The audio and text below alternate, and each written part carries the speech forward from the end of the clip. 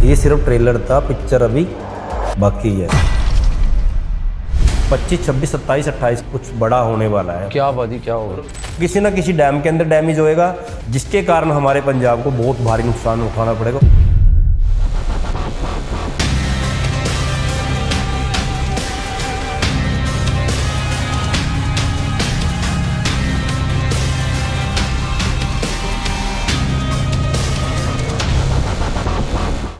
मैंने एक दिन पहले घग्गर का वीडियो डाला है कि यहाँ से घग्गर टूटने वाली है। टूट गई सर वहाँ से। ये उस पॉडकास्ट में ठोक के बोल के गए थे, इस बार वो बाढ़ आएगी कि सारी दुनिया देखेगी।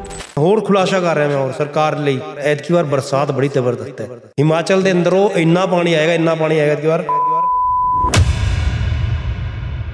ये फ्लड जान के लाए गए हैं। हड़ आ रहे हैं सारे। और कमाल की बात है कि बागड़ा नहर का पानी डाउन कर दिया।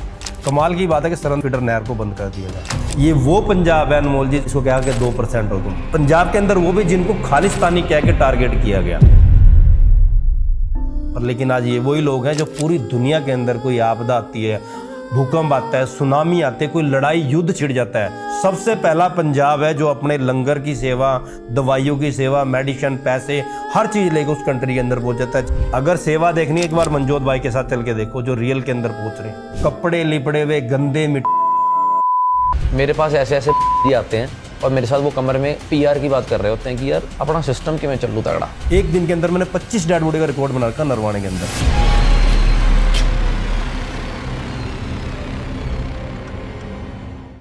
आज हमारे साथ हैं आशु मलिक जी।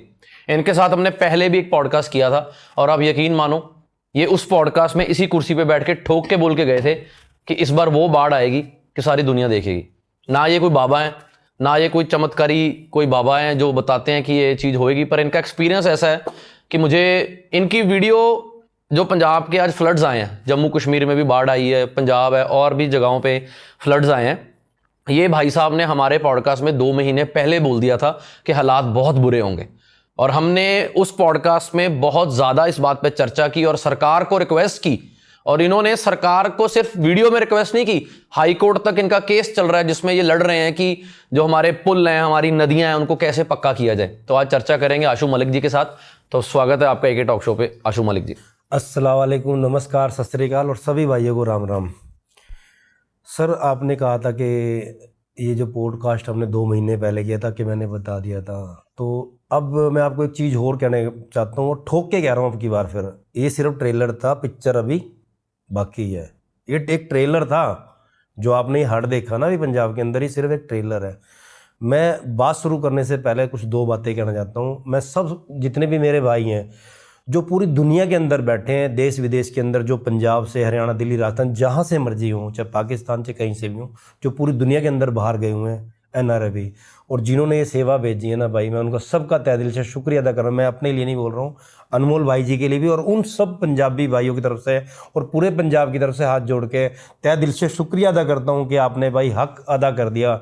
वाकई में ये आपने दिखा दिया कि पंजाब के अंदर कि भाई हाँ हम खड़े हैं, आप डरना नहीं। क्या हुआ, क्या कैसे, मतलब शुक्रिया किस बात का? शुक्रिया मैं इसलिए अदा कर रहा हूँ, देखो मैं अब ग्राउंड लेवल के ऊपर मैं आपके साथ गया हूँ। देखो अनमोल जी, मेरे को कई बंदों ने बोला जिसके साथ आप पॉडकास्ट करके बंदा इस तरह, मेरे को मालूम है कि अनमोल क्वात्रा क्या है। अच्छा, आपको मेरे लिए बोला? किसी ने मेरे को बहुत लोगों ने कमेंट भी करे, फ़ोन भी किए। क्या कहते कि भाई ये बंदा जो है ना जिसके साथ आप घूम रहे हो या आपने इसके साथ पॉडकास्ट किया, बंदा ठीक नहीं है, पैसे वो करता है। लेकिन एक बात देखो भाई, मैं रियल दिल से बोल रहा हूँ, ये मैं बना के नहीं कि मैं अनमोल क्वात्रा का चेहरा है। मैं रब के अलावा किसी से नहीं डरता अनमोल भाई, सिर्फ रब से डरना भी नहीं, किसी से नहीं डरता। चाहे मेरे सामने इस टाइम नरेंद्र मोदी जी बैठ जाए, मैं ठोक के बोलता हूँ, आपने देख लिया हर जगह पे, मैं डरता नहीं किसी से। पर मैं रियलिटी के अंदर कह रहा हूँ, जो आपने ग्राउंड के अंदर जो मेरे को जगहें दिखाई हैं, जहाँ मैं पहुँचा हूँ अपनी किश्ती लेके, और जो आप मेडिसिन की जो आपकी सेवा थी, प्लस आपने कई लोगों से जो लिया। और मैं एक चीज़ और ठोक के बोल रहा हूँ, ये पहला बंदा है जो कहता है कि मुझे अब सामान की जरूरत नहीं है। हर बंदे ना वहाँ पे सामान इकट्ठा करे जा रहे हैं। किसी ने गोडाउन भर लिए, किसी ने अपनी कोठियाँ भर ली, किसी ने अपने पूरे प्लॉट भर लिए। अच्छा, जो आशु मलिक जी को नहीं जानते, आशु मलिक जी पहले आप अपने बारे में थोड़ा बता दीजिए। और ये सिलसिला एक पॉडकास्ट से शुरू हुआ, आप हमें मिले, पॉडकास्ट किया। पॉडकास्ट से पहले क्या था, पॉडकास्ट के बाद क्या हुआ, इसके बारे में थोड़ा बता दीजिए। मैं इसके बारे में जरूर बताऊँगा। देखो पॉडकास्ट से पहले मेरी बाहरली कंट्री के अंदर इतनी ज़्यादा पहचान नहीं थी। लोग मुझे नहीं जानते थे, रियलिटी बात है। लेकिन पॉडकास्ट के बाद में मुझे नहीं पता था कि मैं एक छोटा सवाल इस पॉडकास्ट के अंदर बैठ के करूँगा कि मेरे को किस्ती की ज़रूरत है। हरबीर खुराना जी ऑस्ट्रेलिया से और सम्मी भाई जी पेंसिल्वेनिया से, मैं उनका तहे दिल से शुक्रिया अदा करता हूँ, और उनकी टीम का भी। उन 2 बंदों ने मेरे को किस्ती दिला दी। वाह। और एक भाई हैं अपने विशाल पानीपत से, कुछ मदद उन्होंने की है। तो ये 2 से 3 बंदों ने मेरे को किस्ती दिला दी, तो ये बहुत बड़ी तो बात है। आपको कब से किस्ती चाहिए थी? मैं पिछले 10 सालों से परेशान था भाई। तो पैसे नहीं थे बिल्कुल भी कितने नहीं की था। आई किस्ती? किस्ती तकरीबन 4 लाख के अराउंड। तो वो पॉडकास्ट के बाद पर ये किस्ती 4 लाख की नहीं, मैं एक चीज़ और बताना चाहता हूँ। अब की बार ब्लैक बहुत चल रहा है किस्तियों ये का। किस्ती इतनी नहीं है। जो अब की बार जितने इंजन ऑल ओवर इंडिया बना रही है या ऑल इंडिया के अंदर आ रहे हैं, जो किस्तियां बना रही है कंपनियां, उन्होंने क्या कर दिया, 50-50 हज़ार 1-1 लाख रुपए बढ़ा दिया। और वो सामान जो पंजाब के अंदर है, क्योंकि इस टाइम पंजाब को जरूरत है। और ये जो लोगों ने आपको किस्ती लेके दी है पॉडकास्ट के बाद जुड़े, ये पॉडकास्ट के और बाद आप कर क्या रहे हो इतने सालों से? आप कौन हो? उन्होंने स्पेशल आपका नाम लेके बोला। जो हरबीर खुराना जी है ना, वो आपके बहुत पुराने फॉलोवर हैं। मैं कह रहा हूँ, हरबीर खुराना जी ने स्पेशल कहा है कि जो अनमोल गुआतरा जी, मैं उनका पॉडकास्ट देखता हूँ, मैंने उनके वहाँ पे आपका पॉडकास्ट देखा, मेरे को आप ये बताओ सेवा कितनी चाहिए? मैं कहा सर मेरे को इंजन चाहिए। मेरे मुंह से ये निकल गया इंजन 1,30,000 का, जबकि इंजन 2,05,000 का था। उन्होंने 1,30,000 में 5 मिनट के अंदर कटाक से मारे अकाउंट के अंदर। थैंक यू तो भाजी, कह रहे इतनी बहुत बड़ी, शुक्रिया। इतना बड़ा अमाउंट। अच्छा भाजी, आप करते क्या हो? जो ऑडियंस पहली बार ये पॉडकास्ट देख रही है, आप अपने बारे में बता दो कि आप कौन हो, क्या करते हो, क्योंकि मेरे को सब कुछ मालूम है आपके बारे में, पर मैं बात ऐसे करूंगा कि जैसे मुझे कुछ भी नहीं पता। सर मैं एक चीज़ बोलूँगा, देखो कुछ लोग हैं दिखावे के लिए काम करते हैं, कुछ लोग कुछ करते हैं। मैं ये नहीं कहूँगा कि मैं बहुत बड़ा धर्मात्मा हूँ, मैं दिल से काम करता हूँ। हर किसी को किसी के बारे में पता है, किसी को पता नहीं है। हम ना बेवकूफ़ बहुत जल्दी बना देते हैं लोगों को। सोशल मीडिया का ज़माना आज के दौर में ना, आपने कई देखे, वहाँ पे आप गए भी होंगे पॉडकास्ट, वहाँ पे अपना हड़ के टाइम आप गए होंगे। एक बंदा उत्तर प्रदेश से आया होता, उसने क्या कर रखा, अपनी फ़ोटो लगा के यहाँ पे, और ऊपर अपना नाम लिख रखा है कि मैं फलाना फलाना। क्या अनमोल गुआतरा जी अपने नाम की पहचान किसी को बताएंगे कि मैं अपना नाम यहाँ पे लिख लूँ? मैंने ना जब ये एनजीओ शुरू की थी ना, we do not accept money और थिंग्स नाम रखा था। तो जैसे बचपना था, 17-18 साल की उम्र थी, तो मैंने नाम रख दिया we do not accept money और थिंग्स। इतना बड़ा नाम रख दिया कि हमारी संस्था कोई पैसा, कोई चीज़ें नहीं लेती। 8 साल ये नाम चलता रहा, तो लोगों को नाम बड़ा मुश्किल था बोलना। अब जो गांव वाले लोग हैं, तो उन्होंने बोलना कर दिया शुरू, अनमोल एनजीओ, अनमोल एनजीओ। तो मेरे कानों पे बात पड़नी शुरू होगी कि हेलो अनमोल एनजीओ तो बोल दो। तो मेरी टीम को भी आसान हो गया बोलना, हाँ जी अनमोल एनजीओ। तो मैं कहा यार अनमोल एनजीओ नहीं होना चाहिए था, कि अनमोल क्यों? मैं एक सेवादार हूँ। मैं कहा इसको बदलो, एक जरिया कर दो। अनमोल एनजीओ नाम से ही मेरे को इतनी दिक्कत होने लगी कि यार इस फाउंडेशन में काम तो सारे कर रहे हैं, फिर अनमोल का नाम क्यों? फिर हमने एक जरिया, वी डू नॉट से अनमोल एनजीओ से एक जरिया किया कि मैं भी एक जरिया का सिर्फ सेवक हूँ। अनमोल के नाम पे एनजीओ नहीं हो सकती। क्यों अनमोल के नाम पे क्यों होगी? पर्सनल एनजीओ है मेरी। नहीं, एक चीज़ और मैं बोला अनमोल जी, देखो जो आपने एक जरिया फाउंडेशन का नाम रखा है, मैं आपको एक चीज़ कह रहा हूँ, जितने भी एनजीओ हैं, मैं किसी को टारगेट नहीं कर रहा, सब एनजीओ को बोलूँगा इसके बारे में। आप रहो ना रहो, कल ये एनजीओ तो रहेगी ना, अनमोल रहे ना रहे, इसीलिए अनमोल से कोई मतलब नहीं है। इसीलिए तो समाज को क्या चाहिए? सेवा। अगर कल अनमोल नहीं रहेगा इस एनजीओ के अंदर, पर एक जरिया फाउंडेशन रहेगी। आपने बहुत अच्छी सोच कही कि मैंने अपना नाम नहीं दिया। नहीं, देना भी नहीं चाहिए, क्योंकि फाउंडेशन में देखो मैं भी काम कर रहा हूँ, मेरे और साथी भी काम कर रहे हैं, तो हो सकता है उनके मन में भी आए कि हम अनमोल के अंडर काम कर रहे हैं। अभी हम सब एक छत के नीचे हैं, एक जरिया, और गुरु के लिए काम, और रब के लिए काम, इंसानियत के लिए, और रब की रजा के लिए काम कर। अच्छा, मैं तीसरी बार पूछ रहा हूँ, आप अपने बारे में नहीं बता रहे हो। मैं बता दूं कि आशु मलिक जी एक गोताखोर हैं, और पिछले बहुत 31 सालों से। आप अपने बारे में खुद ही बताओ कि आप क्या करते हो। साथियों, मैं बता दूं, मैं हरियाणा पानीपत से रहने वाला हूं, और पिछले 31 सालों से समाज की सेवा कर रहा हूं। मैं एक चीज़ और बताऊंगा, जो मैं आंकड़े देखता हूं ना, जहां मर्जी चैलेंज करता हूं मैं इस बात का, कोई भी न्यूज़ चैनल वाला, चाहे पॉलिटिकल, चाहे पुलिस महकमे, किसी भी महकमे से मैं जिस चीज़ के आंकड़े देता हूँ, उस चीज़ का मेरे पास रिकॉर्ड है, ऑन रिकॉर्ड कंप्यूटर के अंदर। पिछले 31 सालों से मैं काम कर रहा हूँ। 8500 से ज़्यादा मैंने डेड बॉडियाँ हरियाणा, पंजाब, दिल्ली, राजस्थान, अलग अलग राज्यों से, दरियाओं से, नहरों से, नालों से, कुओं से, छप्पड़ों से, जोड़ों से, तालाब से निकाल के लोगों के परिवार तक पहुँचाई हैं। और मैंने और मेरी टीम, यानी अदर जितनी टीम है इंडिया के अंदर, जो मेरे साथ जुड़े हुए हैं, जो साथी गोताखोर हैं, जो इस चीज़ को, इस दुख को, दर्द को लोगों के समझते हैं, अब तक उनकी 71,000 हो गई। पहले 66,000 थी, अब 71,000 पहुँच चुकी है डेड बॉडी, ऑल टीम की, मेरी अकेले की नहीं। मैं फिर कह रहा हूँ, कई बार ना न्यूज़ चैनलों के ऊपर चलाते हैं आशु मलिक ने 66,000 डेड बॉडी निकाली। सर मेरी नहीं है। पहले ना, अगर कोई आपको ये कहता है ना कि मैंने इतने हज़ार डेड बॉडी निकाली है, उसको कैलकुलेट करा करो आप। जब आप उसको कंप्यूटर से या कैलकुलेटर से आप करोगे ना उसको, तो आपको रिजल्ट आ जाएगा एक दिन में कितनी डेड। कई बंदे ना सर ये बोल देते हैं कि मैंने इतने हज़ार डेड बॉडियाँ निकाली है, मैंने इतने हज़ार डेड बॉडियाँ संस्कार कर दिया, या मैंने इतना काम किया। आप ना सबसे पहले कैलकुलेटर, आज सोशल मीडिया है उसको कैलकुलेट करना। अगर उसके काम को देखा जाए ना सर, एक दिन का जो आंकड़ा आ रहा है 6 डेड बॉडी, 5 डेड बॉडी, 3 खाता है। क्या कभी इंसान सोता नहीं है, खाता नहीं है, पीता नहीं, उठता नहीं है, फैमिली को टाइम नहीं देता, घर के अंदर शादी ब्याह फंक्शन वो नहीं करता, हमेशा डेड बॉडी निकाल रहा है? नहीं, मैंने एक दिन के अंदर 5, 6, 7 डेड बॉडी भी निकाली, उसका रिकॉर्ड है मेरे पास। एक दिन के अंदर मैंने 25 डेड बॉडी का रिकॉर्ड बना रखा नरवाणे के अंदर, जाके वहां पता कर लो। एक दिन में 25 डेड बॉडी निकाली? जब नहर बंद हुई थी नरवाणे की, एक दिन में 25 डेड बॉडी उठाई, मैंने रिकॉर्ड है मेरे पास। कैसे? वो नहर बंद हो गई थी सर, और सारी डेड बॉडी साइफनों के नीचे लग गई थी। ओके। तो नहर बंद हुई, तो मैंने किसी पुलिस अफसर को फ़ोन किया, मैं उसका ऑन द वे नाम नहीं लूँगा, उसने मेरा कॉल नहीं मतलब वो इग्नोर कर दिया, कहते हैं नहीं मैं नहीं करूँगा ये। फिर मेरे एक दोस्त हैं जो दैनिक भास्कर के अंदर लगे हैं, मैंने उनको कॉल किया, उन्होंने फिर कहा, उस न्यूज़ को फ्लैश करा, फिर वो अफसर मेरे साथ लगे, फिर वो डेड बॉडी उठवाई गई। आशुपा जी, पिछले पॉडकास्ट में आपने बहुत ठोक के बातें की थी कि आपने हाई कोर्ट में भी केस डाला हुआ है कि ये बंजर हो चुकी हैं नदियाँ, ये सारा कुछ, तो आपने बड़ा डंके की चोट पे सब बोला। तो मैं पॉडकास्ट सुनते सुनते सोच रहा था कि पाजी इतना कुछ बोली तो जा रहे हैं, कोई एक्शन ना हो जाए इन पे या कुछ ना हो। उस पॉडकास्ट के बाद आपको कोई फोन आए? नहीं, पता क्यों नहीं हुआ एक्शन सर? मैं कभी एक बताऊं, मैं झूठ नहीं बोलता, मैं आप बड़ी दलेरी से बोलते हो सर। मैं जो बोलता हूँ ना वो पक्के तरीके से बोलता हूँ, मेरे पास ना सारी चीज़ों के प्रूफ होते हैं। अगर मैंने कोई चीज़ के बारे में अगर बयान दे दिया, मुझे पता है कि बाद में मेरा क्या होना है। अगर मैं झूठ बोल रहा हूँ तो मेरे को पता है मैं उठाया जाऊँगा। मैं जो भी बोलता हूँ सच बोलता हूँ। और अब की बार की बताऊँ मैं आपको मैंने क्या रियलाइज़ किया। देखो हड़ आ रहे हैं सारे, और कमाल की बात है कि बागड़ा नहर का पानी डाउन कर दिया। कमाल की बात है कि सरंद फीडर नहर को बंद कर दिया गया। कमाल की बात है राज का कैनाल को बंद कर दिया गया।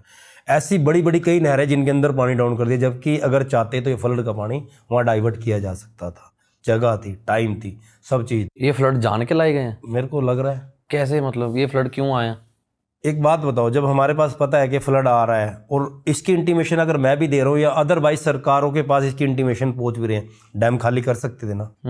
जितने भी हमारे पास डैम थे उनको डाउन कर सकते थे ना। क्यों फिर उन डैमों को फुल रखा गया? क्यों उनके लेवल नहीं घटाए गए? ये कोई टेक्निकल पॉइंट हो सकते हैं उनके शायद। चलो वो तो सरकार को पता हो सकता है, मैं गलत हूँ, पर ये चीज़ें सोचने वाली हैं। आपने जैसे पिछले पॉडकास्ट में बताया था कि नदियां बंजर हुई पड़ी हैं, झज्जर हुई पड़ी हैं, खराब हुई पड़ी हैं, टूटने वाली हैं, तो तब आप जो हाई कोर्ट में इतने सालों से केस लड़ रहे हो उस पर भी सरकार कुछ नहीं देख रही? अभी फिर टूट गई सर, कल परसों और 2 दिन के अंदर पटियाले वाली जो नदी जिसके ऊपर हम यहाँ बैठ के पॉडकास्ट करें टूटने वाली है। और आप एक चीज़ नोट करिए कि मैंने एक दिन पहले घग्गर का वीडियो डाला है कि यहाँ से घग्गर टूटने वाली है। टूट गई सर, वहाँ से 50 फुट का पहाड़ पड़ गया। किसी ने कार्रवाई नहीं की। और जबकि मैंने 10 दिन पहले भी डाला था कि जिस जगह पे हम खड़े हैं अगर घग्गर टूटेगी तो इस जगह टूटेगी। मैं जहाँ पे भी जाता हूँ, क्योंकि लोग जो है ना अपने घरों के अंदर, अपने ऑफिसों के अंदर एसी के अंदर बैठ के इस मोबाइल को देखते हैं। भाई मैं नहरों के ऊपर बाइक पे, पैदल, मोटरसाइकिलों पे ऐसे घूमता हूँ। अभी आपने हमारी सेवा लगाई, आपने कहा आशु मलिक जी आपने दवाइयाँ और ये सामान घर घर जाके वहाँ अंदर पहुँचा के आना है। भाई आप अपनी टीम से पूछना, जहाँ पे किश्ती नहीं चली हम उसको मोटे पे बांध के, रस्सी बांध के खींच के वहाँ तक पहुँचे हैं। पाकिस्तान मैस हमारे से 1.5 किलोमीटर सामने, ऐसे दूर नहीं था, कोई नज़दीक था। वहाँ तक जहाँ तक जो लोग नहीं पहुँचे। एक बुजुर्ग माता जी, अपनी टीम से पूछना, एक बुजुर्ग माता जी जिसकी उम्र 106 साल की, वो बेचारी, उसकी आंखें पथरा रही, ना तो खाना पहुँच रहा है, ना वहाँ पानी पहुँच रहा, ना कुछ। बड़ी चीज़ें थी जो जरूरत थी। कुछ आपने एक चीज़ हो रहा है जो आप, मैं उसके बारे में पॉडकास्ट के बारे में नहीं बोल रहा हूँ, कुछ ऐसी चीज़ें जो औरतों की ज़रूरतमंद चीज़ें थी जो आपने वहाँ से प्रोवाइड कराई। भाई साहब मुझे पता उन्होंने किस तरीके से उसको लपक के लिया, ऐसे एकदम कपड़े के अंदर किस तरीके से बेचारे लोग, उनके चेहरे की खुशी और उनके चेहरे की जो मायूसी, पहले तो मायूसी, जो खड़े थे एकदम चेहरा एकदम एक आस थी कि कोई हमारे पास पहुंचे, और वो खुशी जब उनके पास वो सारा सामान पहुंच गया। भाई साहब छोटे छोटे बच्चे जब वो सामान समेट रहे थे ना, वो मंजर देखने वाला। आशु मलिक की आंखों में पानी अगर साइड पे जाकर तुम्हारी टीम को पता भी नहीं लगने दिया। आंखों में पानी आ गया, मुंह पूछ के बाहर निकल गया, चुप चपीते। आपने तो इतना कुछ देखा जिंदगी में, इतनी लाशें देखी हैं, फिर क्यों पता क्या चक्कर है? कुछ दुख दर्द ऐसे होते हैं इंसानों के जो लोगों को नजर नहीं आते। अभी आप देख रहे हो कि लगातार लोग सामान भेजे जा रहे हैं, सामान भेजे जा रहे हैं, ट्रालियां भर भर। वो जो सामान भेज रहे हैं वो दिल से भेज रहे हैं, सेवा भाव से भेज रहे हैं, पर उस सामान का क्या मिसयूज हो रहा है उन लोगों को नहीं पता। वो सामान वहाँ पड़ा। भाई साहब आपने जाके ना कई जगह पे देखो, ट्रालियां रोटी पलट के जा रखी हैं ऐसे हड़ों के अंदर तक, जहाँ पे जरूरत है ना। लोग ना सिर्फ सेल्फियाँ खींच रहे हैं, वीडियो बना रहे हैं, सोशल मीडिया पे डाल रहे हैं। इमोशनल ब्लैकमेलिंग चल रही है NRA भाइयों के साथ में, हकीकत बता रहा हूँ। और जो रियल के अंदर काम कर रहे हैं उन तक तो मदद पहुँच ही नहीं रही है सर। मैं कह रहा हूँ रियल में, ठोक के कह रहा हूँ चीज़ को, बिल्कुल सच है। सिर्फ ज़्यादा कर दिखा हुआ है। मनजोत भाई हैं हमारे, मनजोत भाई, अगर सेवा देखनी है एक बार मनजोत भाई के साथ चल के देखो, जो रियल के अंदर पहुंच रहे हैं। उन जैसा तो कोई नहीं बन सकता। उन जैसा कोई बन नहीं सकता भाई साहब। मनजोत भाई को अपनी आंखों से देख रहा हूँ, अगर एक रोटी मिल रही है ऐसे हाथ फसार के ले रहे हैं अपनी टीम के साथ में। किसी को नहीं बोल रहा कि मैं मनजोत हूँ, यहाँ लिख नहीं रखा उसने, खुद पाजी उसने अपनी फोटो नहीं लगा रखी कि यहाँ पे अपनी फोटो लगा घूम रहा है कि मैं मनजोत हूँ, मैं सेवा करूँ। उसने यार लिख नहीं रहा कि मेरा नाम मनजोत है। पता ही नहीं किसी को कौन मनजोत है, किसी को नहीं पता, किसी को नहीं पता। ऐसे हम पब्लिक की तरह घूम रहे हैं, कपड़े लिपड़े हुए गंदे मिट्टी के अंदर, पगड़ी भी नहीं बांध रही, परना बांधा उस बंदे ने। यार कमाल की बात है, इतना बड़ा आदमी होने के बाद, इतना पैसा होने के, सब कुछ होने के बाद में एक बंदा नॉर्मली घूम रहा है। इसको पहले इस हड़ों से पहली बार मिला उनसे, पहले नहीं जानते थे भाई दिल जीत लिया उस बंदे ने। मैं आपको नहीं पहले, मैं पता क्या, खड़े हैं, वो बंदा बहुत अच्छा काम कर रहा है। वो तो आप 6-7 सालों से हमारे बताओ, सारे देखो कैमरा चल रहा है, मैं मेरे अपना फेसबुक मेरे ना टोटल 16.5 लाख फॉलोवर हैं। आपके अलावा अगर कोई कह दे कि मैंने किसी को फॉलो कर रखा, सिर्फ मैंने आपको, शुक्रिया नोट कर लेना, मेरे आप खोल लेना, मैंने आप 2 लोगों को फॉलो कर रखा है। अगर एक तीसरा अगर फॉलो है तो मेरा उसका है, जो जिसने चैनल बना के दिया। अगर चौथा फॉलो है तो उसका है। मेरा चैनल हैक हो गया, उस बंदे से मैंने वादा किया था मैं आपको फॉलो करूंगा। वाह, मेरा चैनल पूरा किसी ने उड़ा दिया, मेरी जीमेल उड़ा के सब ले गया था, लूट गया था मेरा। आपके साथ भी ये कुछ करते हैं? हाँ जी, हाँ जी। हम ना ये पॉडकास्ट 6 तारीख को लेट नाइट कर रहे हैं, क्योंकि ये 10-15 दिन बाद मैं भी इस स्टूडियो में आया हूँ, क्योंकि पंजाब में हड़ आए थे। तो मैंने अपने पॉडकास्ट सारे बंद करके, और हमारी एक जरिया फाउंडेशन की सारी टीम ग्राउंड पे चली गई थी, और हमने आशुपा जी को याद किया। अब यकीन मानो, जिस दिन इनकी बोट की डिलीवरी हुई उस दिन पहली बोट ये हमारे लिए लेके आ गए पंजाब में, कि पाजी मैं आ गया। गाड़ी करा के रातों रात, बंदे को कुछ नहीं पता, कोई रोटी का, कोई खाने का, कोई सोने का, कोई बैठने का, बोट उठाई आ गए। मतलब पहले दिन से हमारे साथ पंजाब में बोट का जहां भी हमें जरूरत पड़ती है। तो अनमोल भाई, आपको अब सारे दर्शकों को सुन के हैरानी होगी कि 10 साल पहले बोट मैंने थोड़ी सी किसी से एक ट्रेनिंग ली, छोटी सी, मेरे को ट्रेनिंग नहीं आती थी, लेकिन वो रब बैठा ट्रेन करने वाला, देखो, और चली बढ़िया बोट, और हमने काम बड़ा अच्छी तरीके से करा। 10 साल के बाद मैंने बोट को पकड़ी, मुझे ये भी नहीं पता कि चाबी कहाँ लगेगी, कैसे स्टार्ट होगी, और मैंने खुद कर लिया बिना किसी उसके। बिल्कुल पता कौन मदद करने वाला, वो। बिल्कुल आपकी नीयत मैं साफ है। एक चीज बोलूँ मैं आपको, आप ना सच्चे दिल से काम करो, मदद करने वाला। मैं बता रहा हूँ, जो भी कोई इंसान हो, चाहे मैं हूँ, कोई भी हो, मैं उन हर बंदों का तहे दिल से शुक्रिया अदा करता हूँ जिन लोगों ने सही ईमानदारी से इस सड़क के अंदर काम करा। ये वो पंजाब है अनमोल जी, इसको कहते हैं, इसके अंदर वो भी, जिसको कहा कि 2% हो तुम, इसके अंदर वो भी है जिसको कहा कि तुम्हारी कोई औकात नहीं, तुम्हारी किसी जगह गिनती नहीं आती है। इस पंजाब के अंदर वो भी जिनको खालिस्तानी कह के टारगेट किया गया, पर लेकिन आज ये वही लोग हैं जो पूरी दुनिया के अंदर कोई आपदा आती है, भूकंप आता है, सुनामी आते, कोई लड़ाई युद्ध छिड़ जाता है, सबसे पहला पंजाब दुनिया के अंदर, मैं चैलेंज से कह रहा हूँ, सबसे पहला पंजाब है जो अपने लंगर की सेवा, दवाइयों की सेवा, मेडिसिन, पैसे, हर चीज़ लेकर उस कंट्री के अंदर पहुंच जाता है, चाहे वो मुस्लिम कंट्री हो, चाहे वो ईसाइयों की कंट्री हो, चाहे किसी कंट्री हो। अभी पाकिस्तान के अंदर हड़ाया कौन लग रहा है, देखो यहाँ पे भी सेवा चल रही है, और यहीं के पंजाब के लोग पाकिस्तान के अंदर सेवा कर रहे हैं। बिल्कुल कर रहे हैं ना, Somalia, Zimbabwe, south Africa, Kenya, ऐसे इजराइल, इराक, ईरान, ऐसे ऐसे जहाँ जहाँ युद्ध हुए, या जो बेचारे किसी भूकंप की मार से, बाढ़ की मार से पीड़ित थे, तो पंजाब सबसे पहला सूबा है जो वहाँ पे खड़ा रहा है। और सिर्फ दूसरी कंट्रियों के लिए, पंजाब वो सूबा है जो पूरी दुनिया के अंदर नहीं, पूरे इंडिया के अंदर भी हर उस जगह पहुँचा है। पर मेरे को अफसोस पता किस चीज़ का, अनमोल भाई, मैं ये बातें क्यों बोल रहा हूँ। बिहार के अंदर बाढ़ आई, सेंटर ने अपने सारे पैकेज खोल दिए, पूरा गल्ला खोल दिया उनके लिए। गुजरात के अंदर हुआ, केरल के अंदर हुआ, इन्होंने गल्ला खोल लिया। क्या पंजाब इतना माड़ा है कि पंजाब के लिए एक सेंट्रल मिनिस्टर का बयान तक नहीं आया? पता नहीं, मेरे को भी इस चीज़ की हैरानी है, मेरे को भी इस चीज़ की बड़ी। इतना से भी वो पंजाब जिसने सबको सब कुछ दिया, एक अन्नदाता के नाम से माना जाता है। जितना यहाँ से चोना, ये जो जीरी कनक निकल के जाती है ना अनमोल जी, जितनी पंजाब से निकलती है शायद पूरे इंडिया से ना निकलती। हाँ तो सच है, अन्नदाता इसलिए कहलाया था। ये वो पंजाब है जिसका 5 दरियाओं के ऊपर नाम पड़ा था। दूध, दही, दान तो छोड़ो, पंजाब वाले तो सिर देने में भी सबसे आगे हैं। कहीं बोल दो ना कि यहाँ पर सिर चाहिए। अच्छा मैं एक चीज और बोलूँ, पूरी दुनिया में से पंजाब में से सबसे ज्यादा गिनती निकलेगी तो सिर देंगे, सिर होगी। ये जैसी सेवा तो नहीं कर सकते, पैसे तो सब दे सकते हैं। मैं जो डंके की चोट पे बोलता हूँ, मैं पंजाब में रहता हूँ, भगवान ना करे किस दिन ये नौबत आए और ये अनाउंस हो जाए कि इंडिया में सिर चाहिए। ये जितने पॉडकास्ट देख रहे हैं एनआरआई वीर, हकीकत बताऊं, तकरीबन एनआरआई वीर हैं जो बाहरली कंट्री के अंदर, पता कौन है ज्यादातर? पंजाबी वीर है। 98% जो पूरी दुनिया को सेवा कर रहे हैं। 98%। पर पाजी धोखा भी तो फिर ज्यादा आज के दिनों में उनके साथ ही हो रहा है ना, उनके साथ हो रहा है। वो जज्बातियों की सेवा। देखो पता क्या होता है, जब कौड़ी दिल से करते आप यूज करते हो ना, कौड़ी लैंग्वेज यूज करते हो, सॉरी मेरी हिंदी के लिए, कौड़ी लैंग्वेज यूज करते हो ना, कुछ लोग गुस्सा भी कर जाते हैं। जैसे अभी मैं आपको रिकॉर्डिंग सुना रहा था, मेरे को एक अगर रिकॉर्डिंग हम आई, कोई कड़वी बात करेंगे तो शायद इंसान ना वो करता है। मैंने एक रिकॉर्डिंग आपको सुनाई थी, मैंने वीडियो में 2-3 से डाल रहा हूँ। एक बंदा हमें सेवा के लिए बार बार फोन कर रहा था, तो हमने बोला कि अभी जरूरत नहीं है, हम करते हैं कि ऐसी सेवा ले लेके क्या करेंगे। भाई मैं एक चीज़ और बोलूँगा, अभी मैं आपको रोक रहा हूँ। अभी ना मेरे पास ना जस्ट अभी, वो शायद भाई भी देख रहा होगा, 5 ट्रक किसी ने सामान के लिए बोला है कि राजस्थान से हमारे पास 5 ट्रक रेडी हैं, बताओ कोई ऐसा आदमी। तो भाई जी ने पता क्या कहा, कहता है अभी रहने दो, इसकी जरूरत पता कब पड़ेगी, जब हड़ निकल जाएगा 10 दिन के बाद। क्योंकि रियल असली सेवा ये तो जो लोग कर रहे हैं, असली सेवा जब शुरू होगी जब वहाँ पे महामारी, बीमारियाँ, कीचड़ और घरों के अंदर से वो जानवर जो मर चुके हैं, जो पशु मवेशी जो खूंटों के ऊपर बंधे रह गए, जिनको कोई खोलने वाला थे, वो बीमार मंजे के ऊपर जो पड़े पड़े बेचारे, जिनको कोई उठाने वाला नहीं। क्योंकि कई परिवार ऐसे हैं जो बाहर प्रदेशों के अंदर काम कर रहे हैं, पंजाब जाके दूसरे देशों के अंदर, उनके जो माँ बाप बच्चे बुजुर्ग जो वहाँ पड़े हैं, शायद हो सकता है उनकी मौत ना हो गई, वो वहाँ पानी के अंदर बाढ़ के अंदर बह ना गए हों, किसी कमरे के अंदर या किसी खुज्जे के अंदर ना फंस रहे हों। तो असली जो सेवा के अनमोल भाई जो आपने बोला ना, असली सेवा अब शुरू होगी 10 दिन के बाद। ये देखो रिकॉर्डिंग सुनो। कि ਤੁਸੀਂ ਮੈਸੇਜ ਨਹੀਂ ਦੇਖ ਰਹੇ ਮੇਰਾ ਤੇ ਨਾਲ ਰਿਪਲਾਈ ਕਰ ਰਹੇ ਹੋ ਤੇ ਮੈਂ ਕਿਤੇ ਸੇਵਾ ਹੋਰ ਕਰ ਦਵਾਂ। ये बंदा कि ਤੁਸੀਂ ਮੈਸੇਜ ਨਹੀਂ ਦੇਖ ਰਹੇ ਮੇਰਾ ਤੇ ਨਾਲ ਰਿਪਲਾਈ ਕਰ ਰਹੇ ਹੋ ਤੇ ਮੈਂ ਕਿਤੇ ਸੇਵਾ ਹੋਰ ਕਰ ਦਵਾਂ। ये कह रहा आप मेरा मैसेज नहीं देख रहे ना रिप्लाई कर रहे हो कि मैं सेवा कहीं और कर दूं। एक और खूबसूरत मैसेज मैं आपको सुनाता हूँ, आपकी रूह खुश हो जाएगी सुन के। पीछे ना पाजी जब वो कश्मीर वाला कांड नहीं हुआ था, जब वो आतंकवादी आ गए थे, तो लोगों ने बड़ा ट्रोल किया ना कि कश्मीर में लोग उनको पनाह दे रहे हैं, ये वो। तो ना पंजाब में थोड़े से शरारती अंसर हर महकमे में, हर तरह है सर। तो चंडीगढ़ में ना कुछ बहनों के साथ कुछ लोगों ने बदतमीजी कर दी, तो वो डर गई, कश्मीर से थी लड़की, तो उनकी ना वीडियो आ गई मेरे तक। तो वो कहती कि हमें पंजाब से कश्मीर जाना है, तो यहाँ पर हमें लोग तंग कर रहे हैं, कि कश्मीर में जो हुआ हमने थोड़ी किया, तो कुछ लोग उनको तंग कर रहे थे। तो मेरी टीम ने वीडियो देखी और बोला यार इनकी ना एयर टिकट्स करवाओ, इनको चंडीगढ़ से कश्मीर भेजो। मैंने वहाँ की पुलिस को फ़ोन किया, चलो उन्होंने पायलट जिप गाड़ी भेज दी, पुलिस वाले भेज दिए, हमने उनको 40-50 हज़ार की करा के टिकटें 3-4 लड़कियों को, कश्मीरी लड़कियों को भेज दिया वहाँ।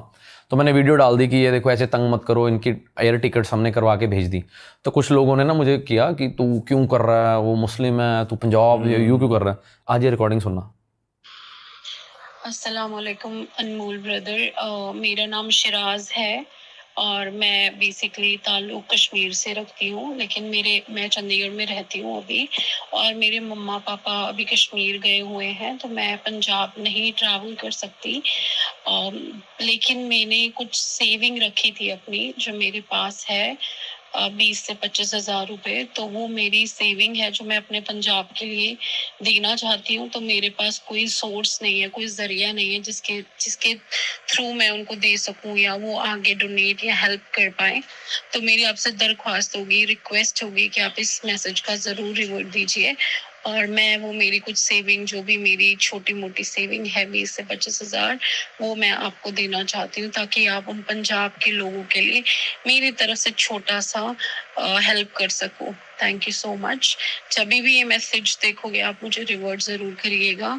अल्लाह आपको बहुत लंबी उम्र दे, आप सब भाइयों को ज़िंदगी दे, सेहत दे, इज़्ज़त दे, नाम शोहरत दे। ऐसे ही हम एक दूसरे की ज़िंदगी में एक दूसरे के लिए ज़रिया बनेंगे, तो आई थिंक ज़िंदगी बहुत प्यारी है। जीना और जीने का तरीका आना चाहिए बस। हर एक इंसान एक दूसरे के लिए कैपेबल है कि हम एक अच्छी चीज़ कर सके, और पंजाबियों का तो दिल माशाल्लाह बहुत बड़ा होता है। तो मैं अल्लाह से यही दुआ करूँगी हर नमाज में कि हर पंजाबी, हर इंसान खुश रहे, हर इंसान सही सलामत रहे। और जो आप काम कर रहे हो हॉस्पिटल का, मैंने बहुत बार सोचा है कि मैं आपके पास ज़रूर आऊँ, बट बस वक्त ने, कुछ बदकिस्मती है जो वक्त साथ नहीं दे रहा है। बट लेकिन इंशाल्लाह ताला मेरी स्टडीज़ जैसी कंप्लीट होगी, मेरा लास्ट ईयर एमएससी का, इंशाल्लाह ताला मैं आपके पास ज़रूर आऊँगी। बट मेरी ये इस मैसेज का ज़रूर रिवर्ट कीजिए। मेरे पास थोड़ी सी सेविंग है 20 से 25 हज़ार रुपये, जो मैं अपने दिल से अपने पंजाब के लिए देना चाहती हूँ। Thank you so much. अल्लाह हाफिज़। ये रिकॉर्डिंग मैं 50 बार सुन चुका हूँ, और मेरे को जितने मतलब अच्छे शब्दों से इसकी सराहना की है, बहुत कम।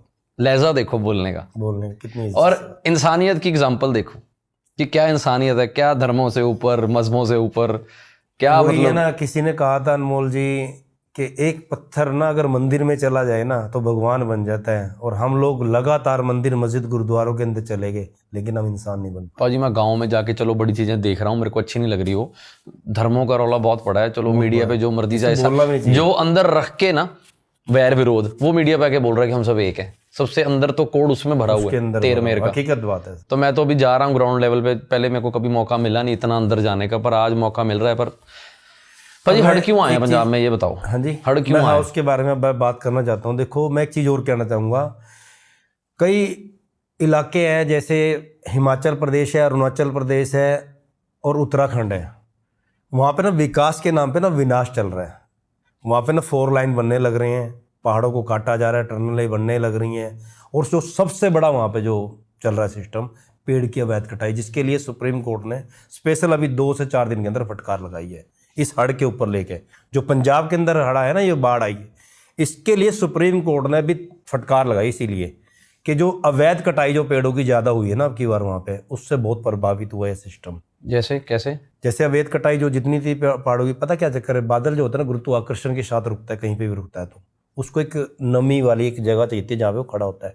अगर वो चीज़ें नहीं होती प्रॉपर, वो एकदम राउंड नहीं कर सकता, उसके बाद अगर वो नहीं हो तो वो फट जाएगा, और जितना उसके अंदर पानी समेटा उसमें सारा एक जगह वहीं पे फट जाएगा। तो इसका कारण, मेन कारण ये भी था। और दूसरा जो ये टनलें बनाई गई ना, और पहाड़ों को काट काट के उसकी मजबूती ख़त्म कर दी। अब ये जो सारे पहाड़ लैंडस्लाइड होकर नीचे गिर रहे हैं, सारी जगहें ख़त्म होती जा रही हैं, तो ये एक कारण ये भी है। पर डेवलपमेंट पाजी फिर नहीं होगी अगर ये पहाड़ नहीं कटें तो? जैसे रश रश बढ़ रहा है, अगर डेवलपमेंट करनी है तो जरूरी है पहाड़ काट के करनी, और इलाके नहीं रह गए। नहीं जैसे रश बढ़ रहा है, पॉपुलेशन कंट्रोल के ऊपर तो बात ही नहीं कर रहा है, क्योंकि ना ये वो लोग हैं जो टूरिज्म के नाम पे वहाँ पे सिर्फ एंजॉय और मजे के लिए जाते हैं ना, घूमने के लिए जाते हैं ना, अपने बच्चों को छुट्टियों के लिए जाते हैं ना, इसीलिए जा रहे हैं कि वहाँ पे, इसीलिए हुआ है। और जितने लोग वहाँ पे जा रहे हैं, टूरिज्म बढ़ता जा रहा है, पॉपुलेशन तो यहाँ से बढ़ती है ना, क्योंकि वहाँ बिजनेस बन रहे हैं। आपको क्या लगता है कि जो वो होटल वहाँ पे किराए पे चल रहे हैं वो उनके होटल हैं क्या? वो जो वहाँ पे बड़े बड़े गोदाम, इतनी बड़ी बड़ी चीज़ें बन गई, उनके हैं क्या? वो कॉर्पोरेट हैं वो सारे। लगातार लोगों ने खरीदते जा रहे, बनाए जा रहे हैं बिल्डिंगें, पहाड़ों को काटते जा रहे हैं, हर चीज़ को डेवलपमेंट करते हैं। अभी जो हिमाचल के अंदर इतना बड़ा हड़ आया, उन्होंने पता क्या करा, जो जहाँ पे पानी का कटाव था, जहाँ से पानी वो निकलता था, उसके बीच में सारे होटल। आपको पता पहाड़ों वालों को नुकसान नहीं हुआ, ये नुकसान उनको हुआ जिन्होंने बीच में घर और होटल सब बना लिए, सारा वो हड़ उनको लेके गया बेचारा, उनका नुकसान हुआ है। जब हम किसी चीज़ का रास्ता, अनमोल जी, आप पानी हो या कोई भी चीज़ हो, कोई जानवर, हम उसके चीज़ का अगर रास्ता रोकेंगे नुकसान देगी सर। आज टूरिज्म में एक चीज़ और बोलूँगा, बहुत लोग अब चिढ़ जाएंगे, आप एक खाली बोतल पानी की, ये बोतल है खाली पानी की, इसको पानी पिया आपने और गाड़ी से बाहर फेंक दिया, तो आप ये सोच रहे हो दिमाग के अंदर मेरी एक बोतल फेंकने से क्या प्रदूषण हो जाएगा या पोल्यूशन हो जाएगा? सोचो अगर 140 करोड़ लोग ये बोतलें पानी की फेंकें पहाड़ों के अंदर जाके, सोचो 140 करोड़ लोग कुरकुरे चिप्स के पैकेट वहाँ पहाड़ों के ऊपर जाके फेंकेंगे, बड़ा क्या अच्छी बात बोली उसका पोल्यूशन पे फर्क नहीं पड़ेगा क्या? बड़ी अच्छी बात बोली। जो 140 करोड़ लोग जो लिफाफे, थैले, मंजे अपने उठा के जो सामान लेके जा रहे हैं, पिकनिक मनाया, उसके बाद वो तिरपाल पन्नी वहीं पे फेंक के आ रहे हैं, क्या वो पोल्यूशन नहीं बढ़ेगा क्या? बहुत बड़ा पोल्यूशन बढ़ेगा ना। पहाड़ों से ऐसे चिप्स के पैकेट, बोतलें, गिलास एंजॉय कर रहे हैं, वो खाली जो गिलास है डिस्पोजल उनको फेंक रहे हैं पहाड़ों से, तो वो सारा कहाँ जाके रुक रहा है? पहाड़ों पर रुक रहा ना। वो पेड़ पौधों की ग्रोथ करो, अगर पेड़ पौधे पहाड़ों को निकलेंगे, उनकी जड़ें निकलेंगे, तभी वो मजबूत उसको कर पाएंगे। अगर ये सब चीज़ें नहीं निकलेंगी और उनकी कटाई अवैध चलेगी, पहाड़ों को तोड़ा जाएगा उस जगह से सारा, ये तो विनाश ही लाएंगे, विकास नहीं होगा। इन सब चीजों को रोकेगा कौन आशुभा जी? इनके ऊपर तो डंडा चाहिए।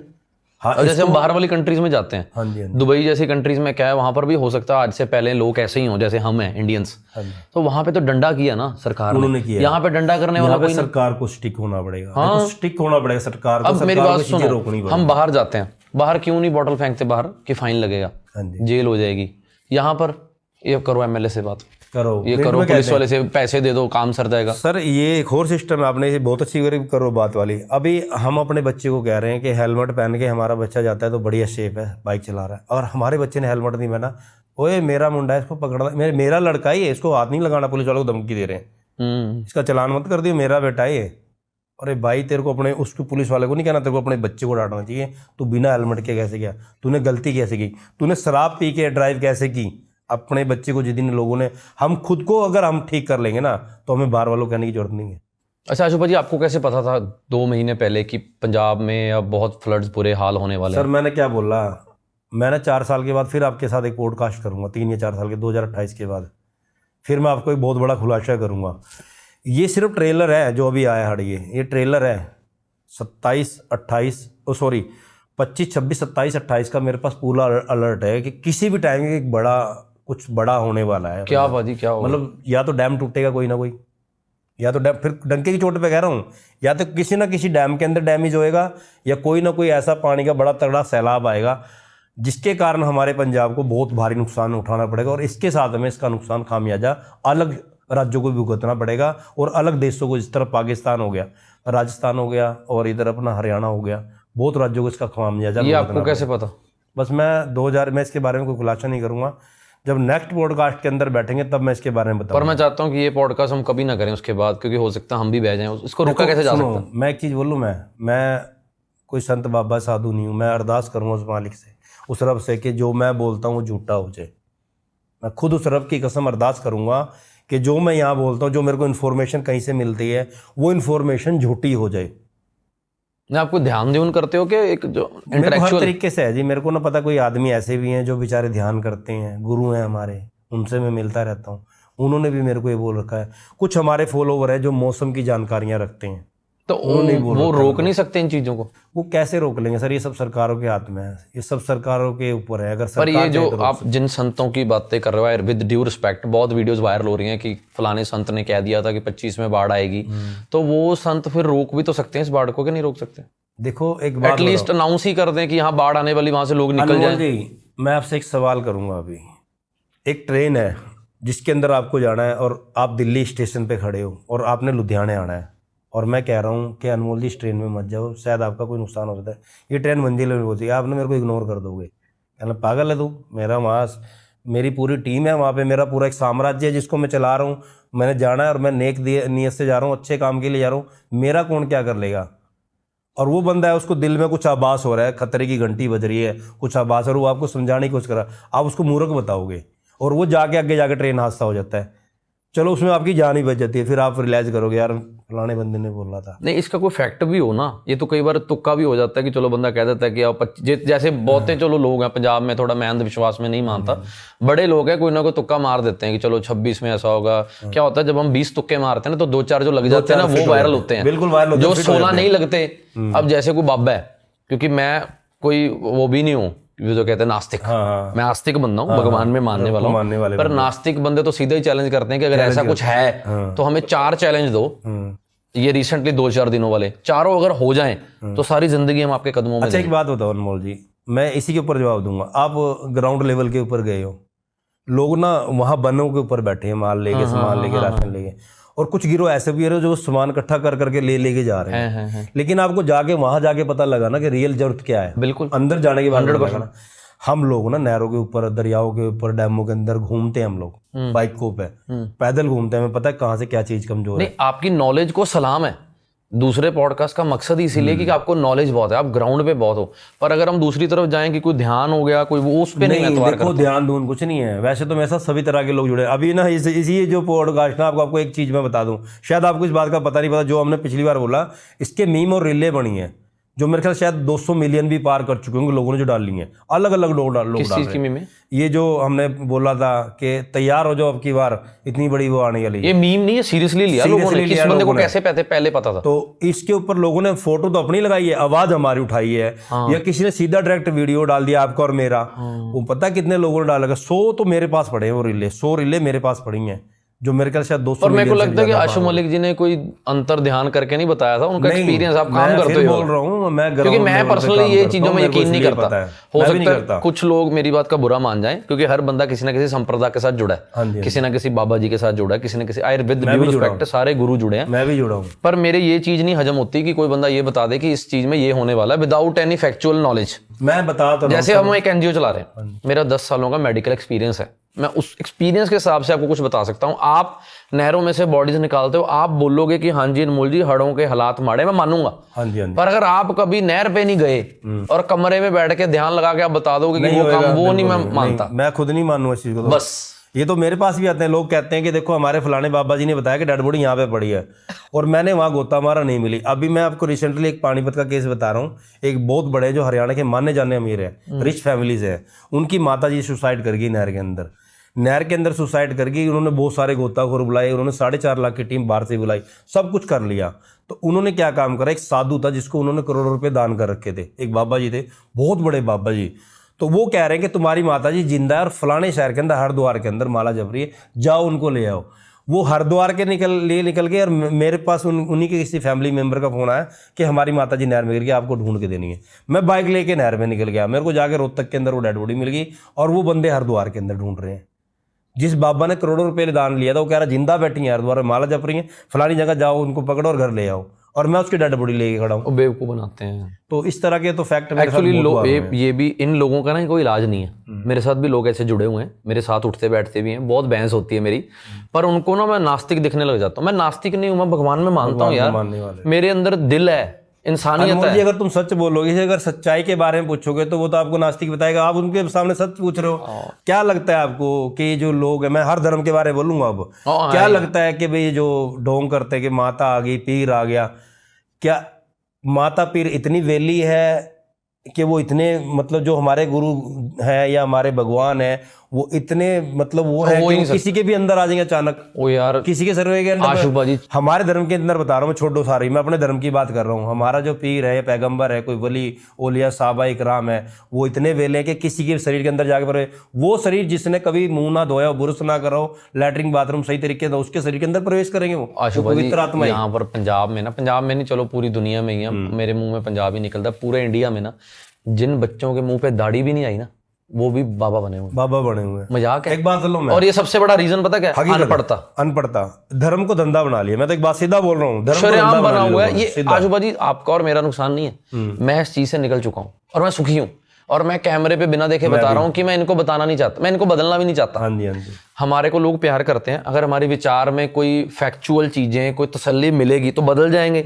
जिसने नहीं बदलना, उसने घर पे बैठे, आपके सके भाई ने भी नहीं बदलना। मीडिया तो छोड़ दो, हम दोनों एक इंटरव्यू कर रहे हैं ना, हमारे 2 घंटे के विचारों से कोई क्या ही बदलेगा यार। यहाँ पर कई बार एक घर में 2 भाई रहते, एक ही माँ के पेट से जन्म लिए, कि दोनों विचार नहीं मिलते।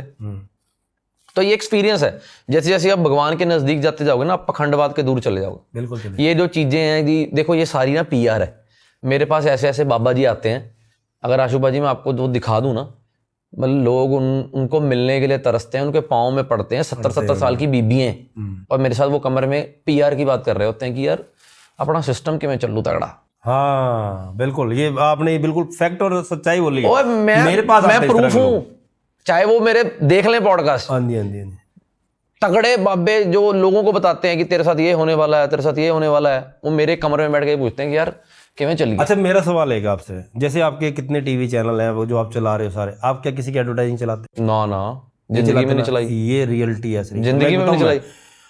असली सेवा भाव वाले बंदे का पता कहाँ से पता लगता है? उसके चैनल पे किसी का एडवर्टाइजिंग नहीं मिलेगा। मैं पैसों के लिए इतने पॉलिश नहीं करता।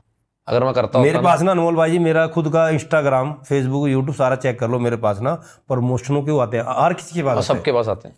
अगर आपने दिखा दी जुत्ती के अंदर पानी, पर वो मना करने के लिए दिल भी तो बड़ा चाहिए ना। मैं नहीं करता हूँ, जबकि मैं गरीब आदमी हूँ अनमोल जी, मैं कहता हूँ। हमें को पता है, मेरे पास खुद की गाड़ी नहीं है, खुद की कोई स्कूटरी एक्टिवा कुछ नहीं है मेरे पास। एक बाइक है, वो भी किस्तों के ऊपर है, वो भी 0 लोन पे ले रखी। मैंने 1 रुपया नहीं दिया, बाइक उठा के ले आया था। 3500-3600 रुपए किस्त भर रहा हूँ। मेरे पास परमात्मा, उस रब की कसम, मेरे पास कोई कार कोई गाड़ी कुछ नहीं है। दिखता है वो तो। एक गाड़ी मेरे पास थी पहले, उसके अंदर भी अल्टो मेरी, जिसमें मैं अपनी फैमिली को लेकर घूमता था, वो एक्सीडेंट हो गई मेरी विद फैमिली के साथ में, पूरी क्रैश हो गई। उसके बाद मेरे पास कोई गाड़ी नहीं आई। उस गाड़ी में भी मेरे सारे वीडियो उठा लो, डेड बॉडियां ढोता था मैं, उसी में मेरी फैमिली बैठती, उसी के अंदर मेरे डेड बॉडियां ढोई हैं। पर मैं असली बताऊं, आपने क्या कमाया पता है? जो अभी आपने मेरी बहन का जो सुनाया ना, आपने ये कमाया है।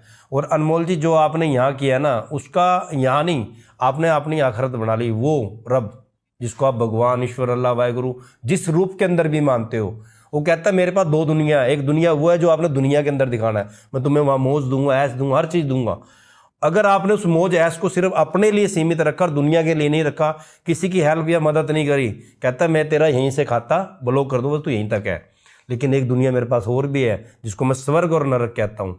अगर तुमने कोई अच्छा कर्म किया, अच्छे काम किए, दुनिया के लिए कुछ करके आए यार, अपने लिए भी करके आए, अपनी बहनों के लिए, अपने भाइयों के लिए, अपने रिश्तेदार। आजकल के अंदर क्या होता है अनमोल जी, जब कोई मेहमान आता है बंदा चिढ़ जाता है, जबकि मेहमान खुद अपनी किस्मत का लेके आता है। वाह, बिल्कुल सही बात। मेहमानों से लोग चिढ़ जाते ये हैं। मानने वाली बात है ना आशु भाजी। आज ना लोग डोनेशन कर रहे हैं दिखावे के लिए। मैं एक चीज और बोलूंगा, देखो डोनेशन पता क्या होता है, हमारे में जैसे सरदारों के अंदर निकालते क्या 10 निकाल दो, ठीक है, और मुस्लिम में ज़कात, मुस्लिम के अंदर जकात फितरा सदका निकाल दो, और हिंदुओं के अंदर दान निकाल दो, और ईसाइयों के लिए डोनेशन निकाल दो। चारों धर्मों की बता रहा हूं मैं आपको।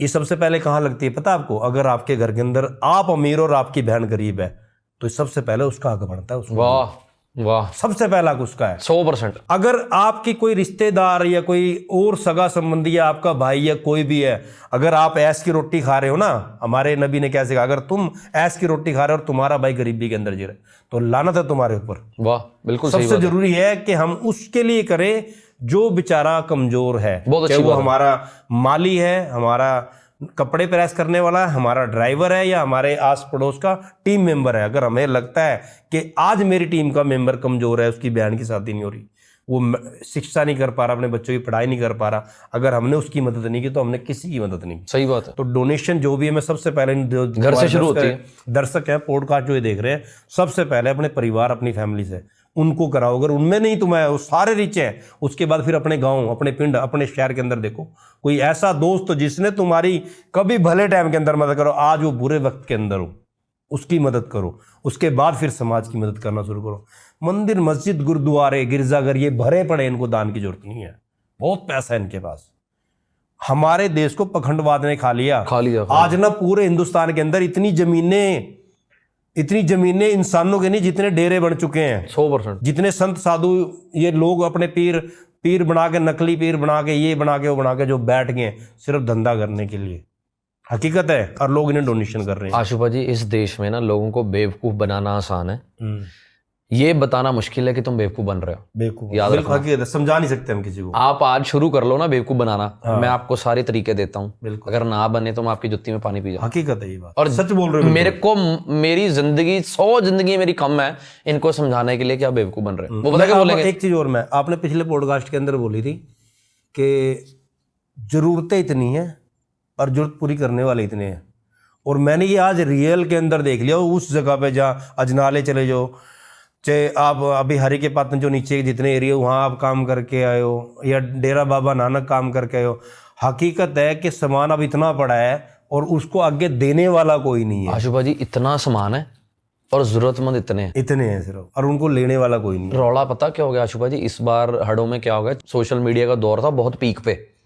2023 में इतना नहीं था, 2019 में इतना नहीं था, पीछे 88 में इतना नहीं था। हर बंदा इन्फ्लुएंसर है, हर बंदे के फॉलोअर हैं, और जो पब्लिक घर बैठी है वो बैठी है डंडा देने के लिए कि तू क्यों नहीं गया भाई, तू क्यों नहीं गया हड़ों में, तू क्यों नहीं गया हड़ों में। उसको दिखाने के लिए हड़ों में जा रहा है, बिल्कुल दिखाने के लिए कि भाई हम भी जा रहे हैं। मैं एक चीज और बोलूं भाई आपको, मैं आज के टाइम के अंदर कई बंदों ने क्या कर दिया, मैं खुद को भी बोल रहा हूँ, हमारे जितने भी सारे, इन्होंने एक बात बोली, बाकी हमारा इंडिया भोला है भाई। हम ना किसी को भी स्टार बनाते हैं। मैं एक नाम ले रहा हूँ, सीधा खुला, डोली चाय वाला है, हम लोगों ने उसको स्टार बना दिया। आज वो कहता है कि मेरे बॉडीगार्ड से बात करो या मेरे मैनेजर से बात करो अगर मेरे से फोटो खिंचानी है।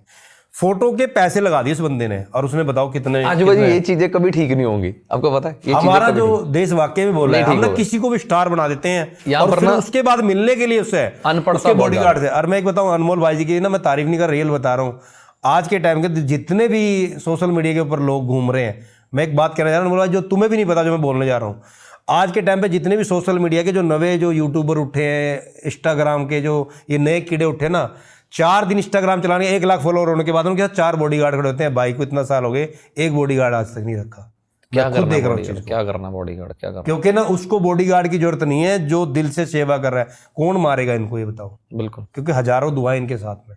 अगर किसी ने मार भी दिया ना, महान बन जाएंगे, महान शहीद के दर्जा कहलाएगा इनका, शहीद का दर्जा, अगर किसी ने इन जैसे लोगों को मार भी दिया। तो आज देखो, अब मैं एक बात गलत कह रहा हूँ? नहीं आशुपा जी, आपका एक साल के अंदर लोग ना सिर्फ 1 साल मेहनत करते हैं, उसके बाद फिर बॉडीगार्ड और गाड़ियों की शो ऑफ करना शुरू कर देते हैं। पैर छोड़ जाते हैं, जल्दी पैर छोड़ जाते हैं, हो जाते हैं ना। मुझे अपनी असली औकात मालूम है ना, मुझे अपनी असली औकात मालूम है। मुझे पता है कि ये बातें और तरफ चले जाएंगी, पर जिसको मौत याद रहती है ना कि मरना सच और जीना झूठ मैं है। एक चीज़ और बोल रहा हूँ, मुझे पता है कि मैं कल, आज नहीं कल उठाया जाऊंगा, मेरे को पता उठा देंगे मेरे को, मैं 2-4 साल का मेहमान हूँ। क्यों? मेरे को पता है जिस तरीके के मैं काम करता हूँ ना, मैं लोगों की आंखों के लिए रोड़ा बना हुआ हूँ। वो क्यों? वो क्योंकि मैं कैसे? जिनके बारे में बोलता हूँ उनके तो कारोबार खत्म कर दिए मैंने।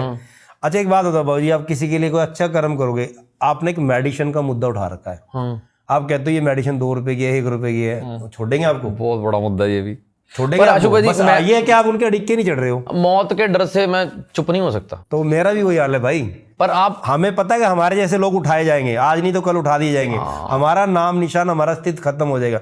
लेकिन एक बात बताऊं, ये जो आवाजें हैं ना, जो ऑडियंस देख रही है, ये कभी कोई नहीं दबाता, ये खत्म नहीं होंगी कभी। पर हमारे पॉडकास्ट का मकसद एक ही होता है कि लोग अवेयर हों। मैं भी इतने दिन से चीख रहा हूँ कि डोनेशन 10 दिन ना करो, घर पे रख लो अपने घर पे बंद। रख लो, हाँ, 10 दिन के बाद जोड़। लोग क्या कर रहे हैं ना, अब देखो, एक तो पंजाब में ना सिचुएशन एकदम से कोई तैयारी करने का मौका तो मिलता नहीं, ऐसी सिचुएशन इमरजेंसी है, फ्लड्स आ गए।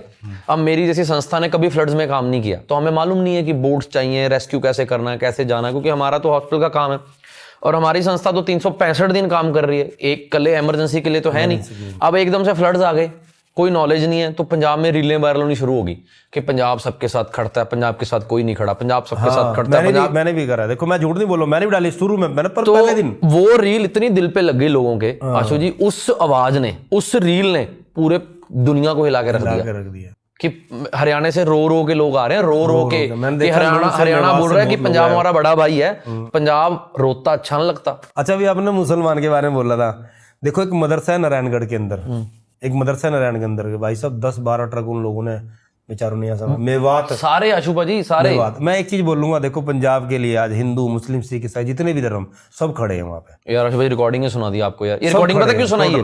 क्यों सुनाई है? अच्छा ये प्रूफ के लिए सुनो, ये वो लोग हैं जिनको धर्म से कोई लेना देना नहीं। प्रूफ दे दिया आपको मैं प्रूफ दे सकता हूँ आशुपा जी। लोगों ने 50-50 रुपए भेजे हैं हमें एक जरिया फाउंडेशन को, 50 रुपए, और बच्ची मैसेज लिखती है कि भैया मेरे पास पॉकेट मनी में इतने ही थे, मम्मा से फिर मिलेगी मैं फिर दूंगी। एक बंदे ने 149 रुपए डाले और लिखा कि इस बार मैं स्पॉटिफाई का प्रीमियम नहीं लूंगा, ऐड के साथ गाने सुनूंगा, ये सेवा हड़ पीड़ितों के लिए। और कहां से लाओगे ऐसे बंदे यार? इन लोगों को देख के तो लगता है कि जो धरती माड़ी मोटी टिकी हुई है ना, इन लोगों के करके टिकी हुई है। हकीकत है आशुपा जी, इतने इमोशनल मैसेज, 35,000 मैसेज है हमारा व्हाट्सएप पे। फौजी की एक 9 मिनट की वीडियो आई हुई मुझे, ये मैं दिखाता इसलिए हूँ बार बार कि लोगों को ये ना लगे कि एम ही छड्डी अंदर। बिल्कुल 9 मिनट की एक फौजी की वीडियो आई है जिसमें वो ये बोल रहा है कि हम सारे फौजी भाई इस टाइम लद्दाख में हैं, नेटवर्क नहीं आ रहा।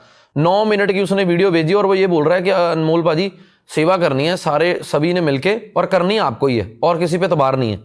तो वो भाई साहब ऐसे ऐसे मतलब लोग इमोशनली जुड़े हुए हैं हमारे साथ कि जिनका जवाब ही देना, मतलब बातों से आप जवाब ही नहीं दे सकते। बिल्कुल बिल्कुल सही बात है। कैसे कैसे लोग हमारे साथ जुड़े हैं। सर एक बात बताऊं, आपने यही चीज़ कमाई है। अगर आपको कोई खड़ा होकर कहता है ना अनमोल भाई जी मैंने सिर्फ आपके साथ सेल्फी लेनी है, तो समझ लो आपकी सेवा सफल होगी। ये देखो आशुपा जी, क्योंकि ना अपने आप को ਸੌਰੀ ਯਾਰ ਵੀਰੇ, ਅਨਮੋਲ ਵੀਰੇ ਸਤਿ ਸ਼੍ਰੀ ਅਕਾਲ ਪਹਿਲਾਂ ਤਾਂ। फौजी ਐਕਚੁਅਲੀ ਮੈਂ ਤੁਹਾਡੇ ਨਾਲ ਸੰਪਰਕ ਕੀਤਾ ਸੀਗਾ। ਚੱਕਰ ਇਹ ਸੀਗਾ ਕਿ ਐਕਚੁਅਲੀ ਮੈਂ ਆਰਮੀ ਦੇ ਵਿੱਚ ਆ ਤੇ ਡਿਊਟੀ ਹੈ ਮੇਰੀ ਲੇਹ ਲਦਾਖ ਦੇ ਵਿੱਚ, ਹੈ ਨਾ, ਤੇ ਉੱਥੇ ਥੋੜੀ ਠੰਡ ਜ਼ਿਆਦਾ ਹੋ ਜਾਂਦੀ ਹੈ। ਤੇ ਮੈਂ ਹੁਣੀ ਮੇਰੀ ਜਿਹੜੀ ਡਰੈਸ ਸੀਗੀ, ਮੈਂ ਉੱਪਰੋਂ ਡਿਊਟੀ ਤੋਂ ਆਇਆ ਸੀਗਾ ਤੇ ਮੇਰੀ ਪੂਰੀ ਗਿੱਲੀ ਹੋਈ ਪਈ ਸੀ, ਬਾਰਿਸ਼ ਹੋ ਰਹੀ ਸੀ ਤੇ ਨਾ ਇੱਕ ਤਾਂ ਮੈਰਿਜ ਟੈਂਪਰੇਚਰ ਆ, ਉਹਦੇ ਕਰਕੇ ਥੋੜਾ ਜਿਹਾ ਪ੍ਰੋਬਲਮ ਆ ਰਹੀ ਆ। ਤੇ ਬਾਕੀ ਤੁਹਾਡੀ ਵੀਡੀਓ, ਬਾਕੀ ਜੋ ਪੰਜਾਬ ਦੇ ਹਾਲਾਤ ਆ ਵੀਰੇ, ਅਸੀਂ ਜਿੰਨਾ ਵੀ ਟਾਈਮ ਲੱਗਦਾ ਸਾਡੇ ਕੋਲੇ ਆਰਮੀ ਵਾਲੇ ਬੰਦਿਆਂ ਕੋਲੇ, ਹੈ ਨਾ, ਅਸੀਂ ਜਿੰਨਾ ਕੁ ਟਾਈਮ ਦੇਖਦੇ ਹਾਂ, ਚਾਹੇ ਸਾਨੂੰ ਦੁਪਹਿਰੇ ਅੱਧਾ ਘੰਟਾ ਮਿਲੇ ਚਾਹੇ ਰਾਤ ਨੂੰ ਮਿਲੇ, ਨਾ, ਤੇ ਐਕਚੁਅਲੀ ਸਾਨੂੰ ਲੱਗੇ ਸੱਚੀ ਰੋਣਾ ਆ ਰਿਹਾ ਕਿ ਕੀ ਹਾਲਾਤ ਨੇ ਪੰਜਾਬ ਦੇ, ਹੈ ਨਾ, ਕਿੱਦਾਂ ਸਲੂਟ ਹੈ ਐਸੇ ਲੋਕ ਯਾਰ, ਮਤਲਬ ਅਸੀਂ ਤਾਂ ਇਹ ਸਾਰਾ ਕੁਝ ਸਿਆਹ ਹੋਇਆ ਵਗਾ, ਹੈ ਨਾ। ਤੇ ਬਾਕੀ ਹਾਂ ਸਭ ਤੋਂ ਵੱਡੀ ਗੱਲ ਹੈ, जबकि ये हमारे देश के लिए सेवा कर रहे हैं, वहाँ खड़े हैं। ये देखो ये सुनो, ये बात सुनने वाली है आपकी। ਕਿੱਦਾਂ ਪਾਣੀ ਆ ਗਿਆ, ਮਤਲਬ ਅਸੀਂ ਤਾਂ ਇਹ ਸਾਰਾ ਕੁਝ ਸਿਆਹ ਹੋਇਆ ਵਗਾ, ਹੈ ਨਾ।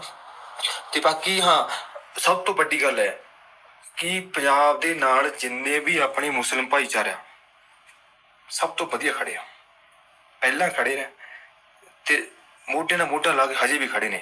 ਮੇਰੀ ਯੂਨਿਟ 'ਚ ਬੰਦੇ ਨੇ ਬਹੁਤ ਮੁਸਲਮਾਨ ਬੰਦੇ ਨੇਗੇ ਜਿਹੜੇ ਕਹਿੰਦੇ ਨੇ ਬਾਈ ਸੰਦੀਪ ਦੱਸ ਯਾਰ ਕਿ ਤੈਨੂੰ ਚਾਹੀਦਾ ਕੀ ਆ, ਠੀਕ ਹੈ।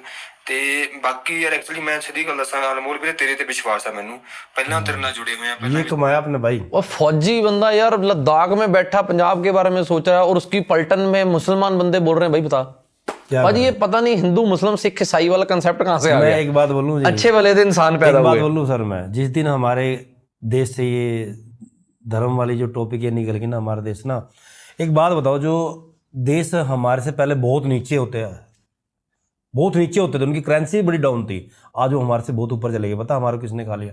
हमारे को इस धार्मिक मुद्दों ने और इस धार्मिक चीज़ों ने खा लिया। फौजी सरकारें जिस दिन इसी से हम इन बनती चीज़ों हैं से ना, बाहर निकल गए ना भाई, सरकारें यहीं से बनती हैं ना। अंग्रेजों की एक ही चीज तो पकड़ी है इंडियंस ने, ये डिवाइड एंड रूल। हकीकत है हाँ, ये जो धर्म का बहुत बड़ा मुद्दा है। और मैं एक चीज़ बोलूँगा मेरे भाइयों, देखो आप लोग ना हमें, हमारे जैसे लोगों को बहुत प्यार देते हो, बहुत सराहना करते हो, आप हमें लाइक कमेंट शेयर करते हो, हमारी वीडियो को आगे से आगे पहुंचाते हो। आप लोग हमारी मदद भी, मैं तहे दिल से शुक्रिया अदा करता हूँ। पर एक चीज़ और ले लो कि आप लोग ना बस धर्म के चक्कर से बाहर आ जाओ।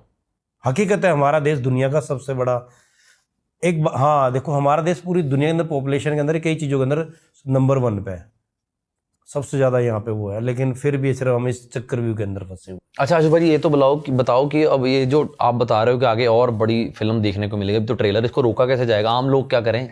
आम लोगों को मैं एक बात बोलूँगा, देखो अगर आप कहीं पे भी जाते हो, देखो मैं एक चीज़ और बताऊँ, विनाश का जो असली कारण होता है कि हम खुद लोग हैं, जो हम लोग ने जो पॉलीथीन वगैरह लेके जाते हैं ना डस्टबिन के, आप इतना सारा कचरा लेके जा रहे हो, उसको लेके भी आ सकते हो, छोटे से कोई डस्टबिन या कोई चीज़ रखो, उसको लपेटो, वापस लाओ अपने घर तक। अगर आप अपने घर के अंदर से कोई तिरपाल, लिफाफा, खाली बोतल, इसको ऐसे मत बिल्कुल भी डालो।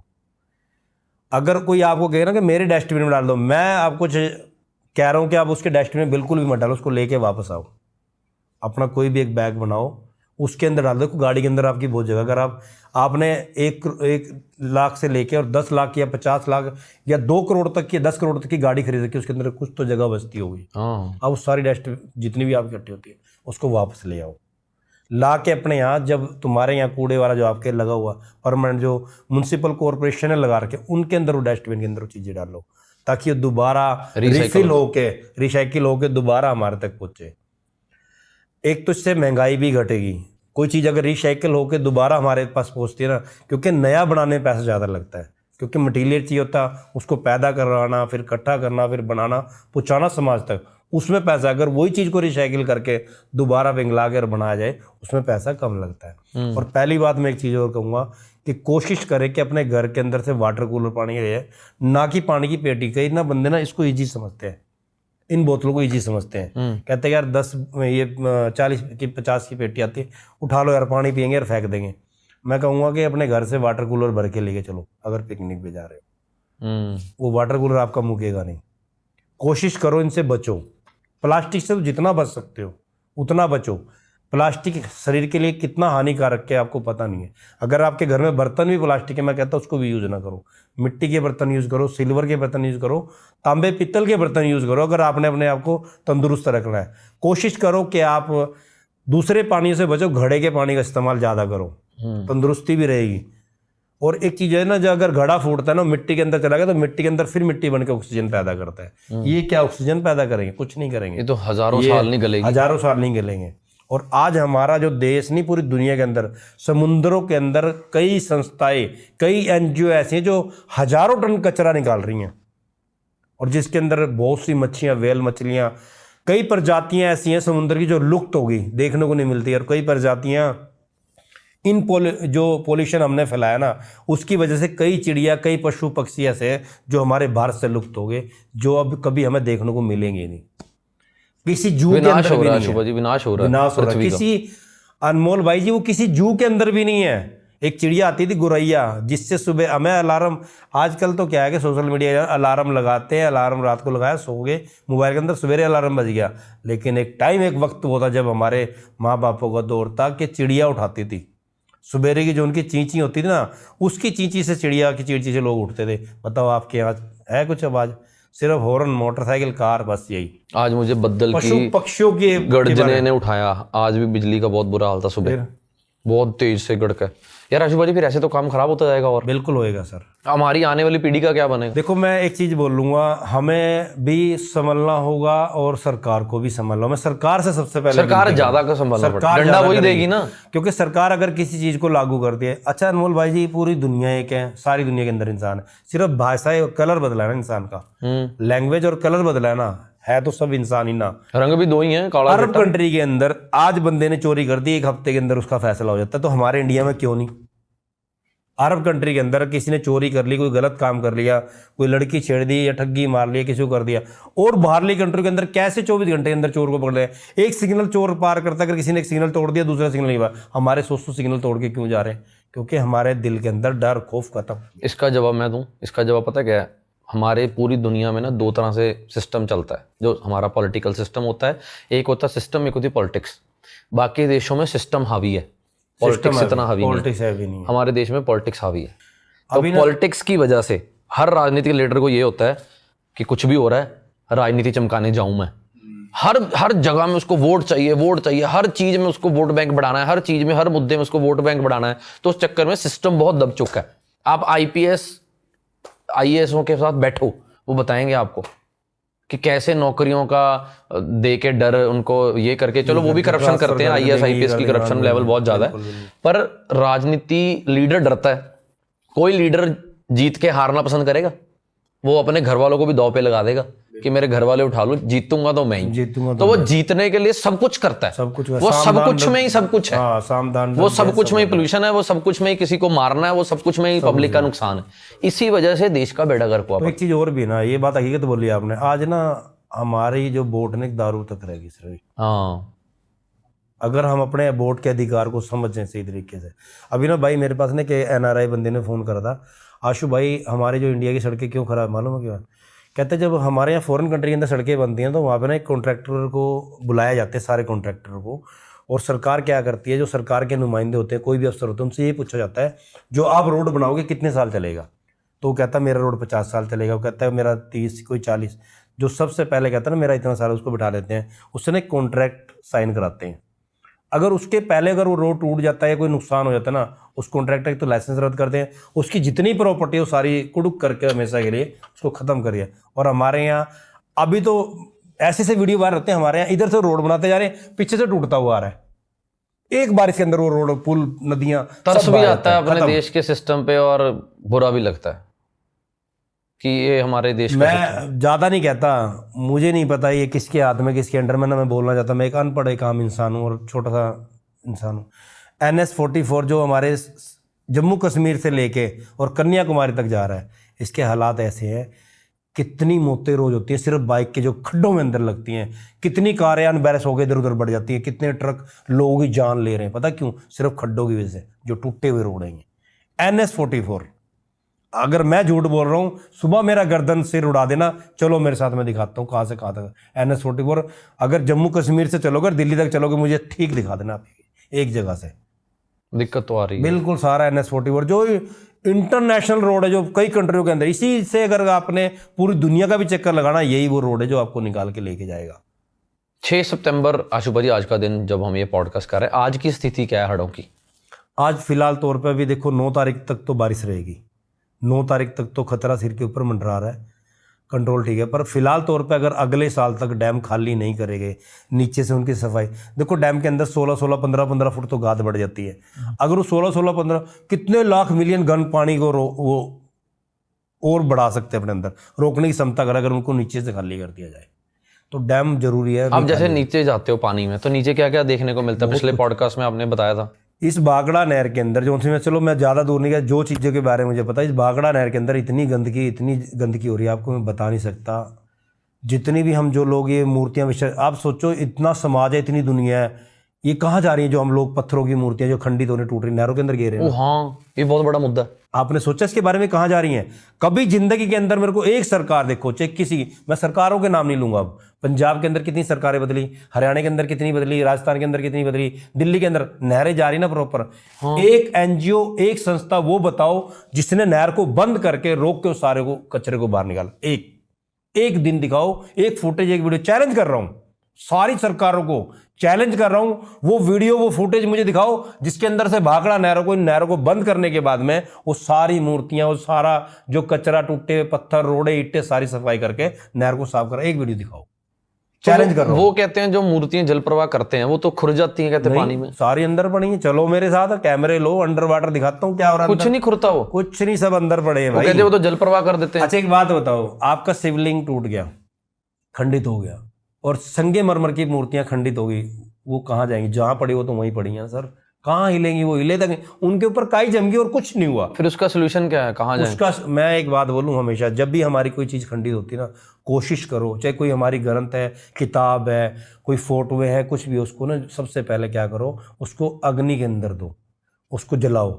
जलाने के बाद उसकी राख बनाओ, उसको ऐसी पवित्र जगह जैसे नहरों के किनारे हैं या खेत है, ऐसी जगह उनको मिट्टी के अंदर दफन करो। ये सबसे सही सबसे बेटर तरीका तो ये है, ना कि उसको जल प्रवाह करो। मैंने पिछली बार ही बताया था, जो हमारी नहरें ब्लॉक हो रही हैं, कई बंदे ऐसे हैं जो माँ हैं जो अपनी कोको को आज भी पीटती हैं, जिनके बच्चे नहीं मिल रहे। कई बीवियां ऐसे जो अपने पति का इंतजार कर रहे हैं, कई बच्चे ऐसे जो अपने माँ बापों का इंतजार कर रहे हैं, कई बहनें ऐसी हैं जो अपने भाइयों का इंतजार कर रही हैं। क्यों उनकी डेड बॉडी नहीं मिल रही? कि हमारे समाज के अंदर डरा दिया जाता है, कुछ पोंगे हैं जो डरा देते हैं लोगों को कि भाई अगर तुमने इसके मंजे, इसके बिस्तरे, इसके सामान अगर नहर के अंदर जल प्रवाह नहीं करे ना, तो ये तुम्हारे को ये कर देगा, इतना नुकसान पहुंचा। लोग बेचारे हमारे भोले भाले, हमारे देश के लोग क्या करते हैं, उसके बिस्तरे, मंजे, सोटी, चश्मे सब नहर के अंदर जल प्रवाह है। वो पोंगा ये क्यों नहीं बोलता कि इसके जेवर भी जल प्रवाह कर दो, इसके जमीन के कागज भी जल प्रवाह कर दो। हमारे लुधियाना में ना एक ये पाजी सतलुज है ना लुधियाना में, तो वहां पर एक संस्था काम कर रही थी, सतलुज के किनारे पे सफाई कर रही थी। लोगों को रोक रहे थे कि ये चीजें जल प्रवाह मत करो, किसी बाबे ने बोल दिया कि ये जल प्रवाह करो, लोग उनको माँ बहन की गालियां निकाल रहे थे। हथों पाई की वीडियो तो मैंने देखी है, मेरे साथ खुद हुआ है अनमोल जी, मैं बोलना नहीं चाहता। मैंने एक दिन ना क्या करा, मैंने अपने एक दिमाग में लगाया, यार ये नहर के अंदर ना हर गणपति विसर्जन के ऊपर बहुत गंद होता है, तो चलो मूर्तियां अगर वो विसर्जन करे, वो एक उनकी श्रद्धा है, उनकी आस्था, उसके साथ मैं कुछ नहीं कहना चाहूँगा। लेकिन अदरवाइज जो थैले, लिफाफे, मोमजाम में ला रहे हैं ना, तो गंडा खेड़ी है राजपुरे के पास, मैंने वहाँ खड़ा हो गया एक दिन। वो उस दिन मैं खड़ा हुआ गणपति विसर्जन पे, जब मैं खड़ा होकर ये बोला कि भाई प्लीज़ रिक्वेस्ट है मत डाल लो, तो एक बंदा बोला, कहने लगा तू क्या बताएगा मुसलमान होकर, तू हमारे धर्म के बारे में बोलेगा, तेरे को पता क्या चीज़ है ये? तो भाई मैंने उस दिन जोड़ दिया, मगर ये जो बात है ना कहीं और दिशा में ना मुड़ जाए, तो मैंने कदम पीछे खींच लिया। वो दिन राज का दिन मैं कभी गणपति विसर्जन के लिए नहीं जाता। कि क्या समझाना लोगों को, मैं क्या किसी को क्या बोलूं? इस चीज को टेबल टॉक पे क्यों नहीं लोग समझ सिर्फ मैंने उसे कचरे के लिए टोका है अनमोल जी। वो पता कितने कचरे है? 7 थैले कचरे के भर के लाया था, और थैले पलट रहा है और सामान भी जा रहा है। मैंने कहा भाई ये तो आशुबाजी आप छोड़ो, डालो। देखो कितनी बड़ी दुनिया है, कितनी बड़ी नहरें हैं। हम जब भी लुधियाना में से जा रहे होते हैं ना, जलंधर अमृतसर, तो रास्ते में सतलुज आता है। कोई दिन ऐसा नहीं निकला, चाहे दिन हो, रात हो, शाम हो, दोपहर हो, वहां पर कोई बंदा ऊपर से कुछ ना कुछ जल प्रवाह ना कर रहा हो। 140 करोड़ की आबादी में आज तक लोग, अगर 100 करोड़ भी हैं, 40 करोड़ होंगे नास्तिक, 40 करोड़ भी नहीं होंगे, कम ही होंगे, वो कुछ ना कुछ तो श्रद्धा में फंसे हुए हैं, बेचारे परेशान हैं। तो कोई भी बोलता है कि तू परेशान है, हाँ चल जा जाके ये जल प्रवाह करा, ये जल प्रवाह करा। उस चक्कर में यार, मतलब मैं ना अनमोल जी एक चीज बताऊंगा, कई बार मेरे को ऐसे मुद्दे पे बोलना भी व्यर्थ लगता है। ब्यास, रावी, चुनाव, अलकनंदा, भागीरथी, रुद्रप्रयाग, ऐसी बहुत सी नदियां जो पहाड़ों से निकलती हैं, जिनका पानी नीला और स्वच्छ था, बिल्कुल कच्छ नीला। उठा लो इतिहास पे चले पुराने, नीला और कच्छ पानी था। आज पता कैसा पानी, कितना गंदा पानी आता, कितना पोल्यूशन का पानी, अगर पी ले तो बंदा बीमार हो जाए। मैं आपकी सेवा के अंदर 3 दिन जहाँ पे लगा गया, मेरे बदन के अंदर खुरक लगने लगी थी, सारे बदन के अंदर खारिज, ये देख लो। हाँ बिल्कुल, मैंने देखा, बहुत बुरा हाल हो गया मेरे शरीर के अंदर सिर्फ 3 दिन के अंदर। मतलब वो पानी अब नुकसान देने लग गया है। तो ये वही पानी था जो अमृत था, जो जड़ी बूटियां मिलके पहाड़ों से रिस के आता था। तो ये जो सारा अंधविश्वास है, लोग इस श्रद्धा के नाम पे लोग ना खिलवाड़ कर रहे हैं, ये कह सकते हैं आशुबाजी? आस्था है, मानता हूं, एक आस्था होती है इंसान की किसी चीज के अंदर, पर उस आस्था को वहां तक सीमित रखो जो हमारी ग्रंथों के अंदर लिखा है। हमारी ग्रंथों के अंदर कहीं नहीं लिखा कि अगर आप कोई मूर्ति लाए हो विसर्जन करने के लिए, उसके ऊपर इतनी सारी मालाएं, उसका क्या जरूरत है? उसके ऊपर जो आप कपड़े इतने बड़े बड़े ला रहे हो, उसकी क्या जरूरत है? वो कपड़े गलने भी नहीं अंदर। वो जो नीचे आपने फट्टा लगा रखा है, उसकी क्या जरूरत है? जो फ्रेम लगा रखा है, उसकी क्या जरूरत है?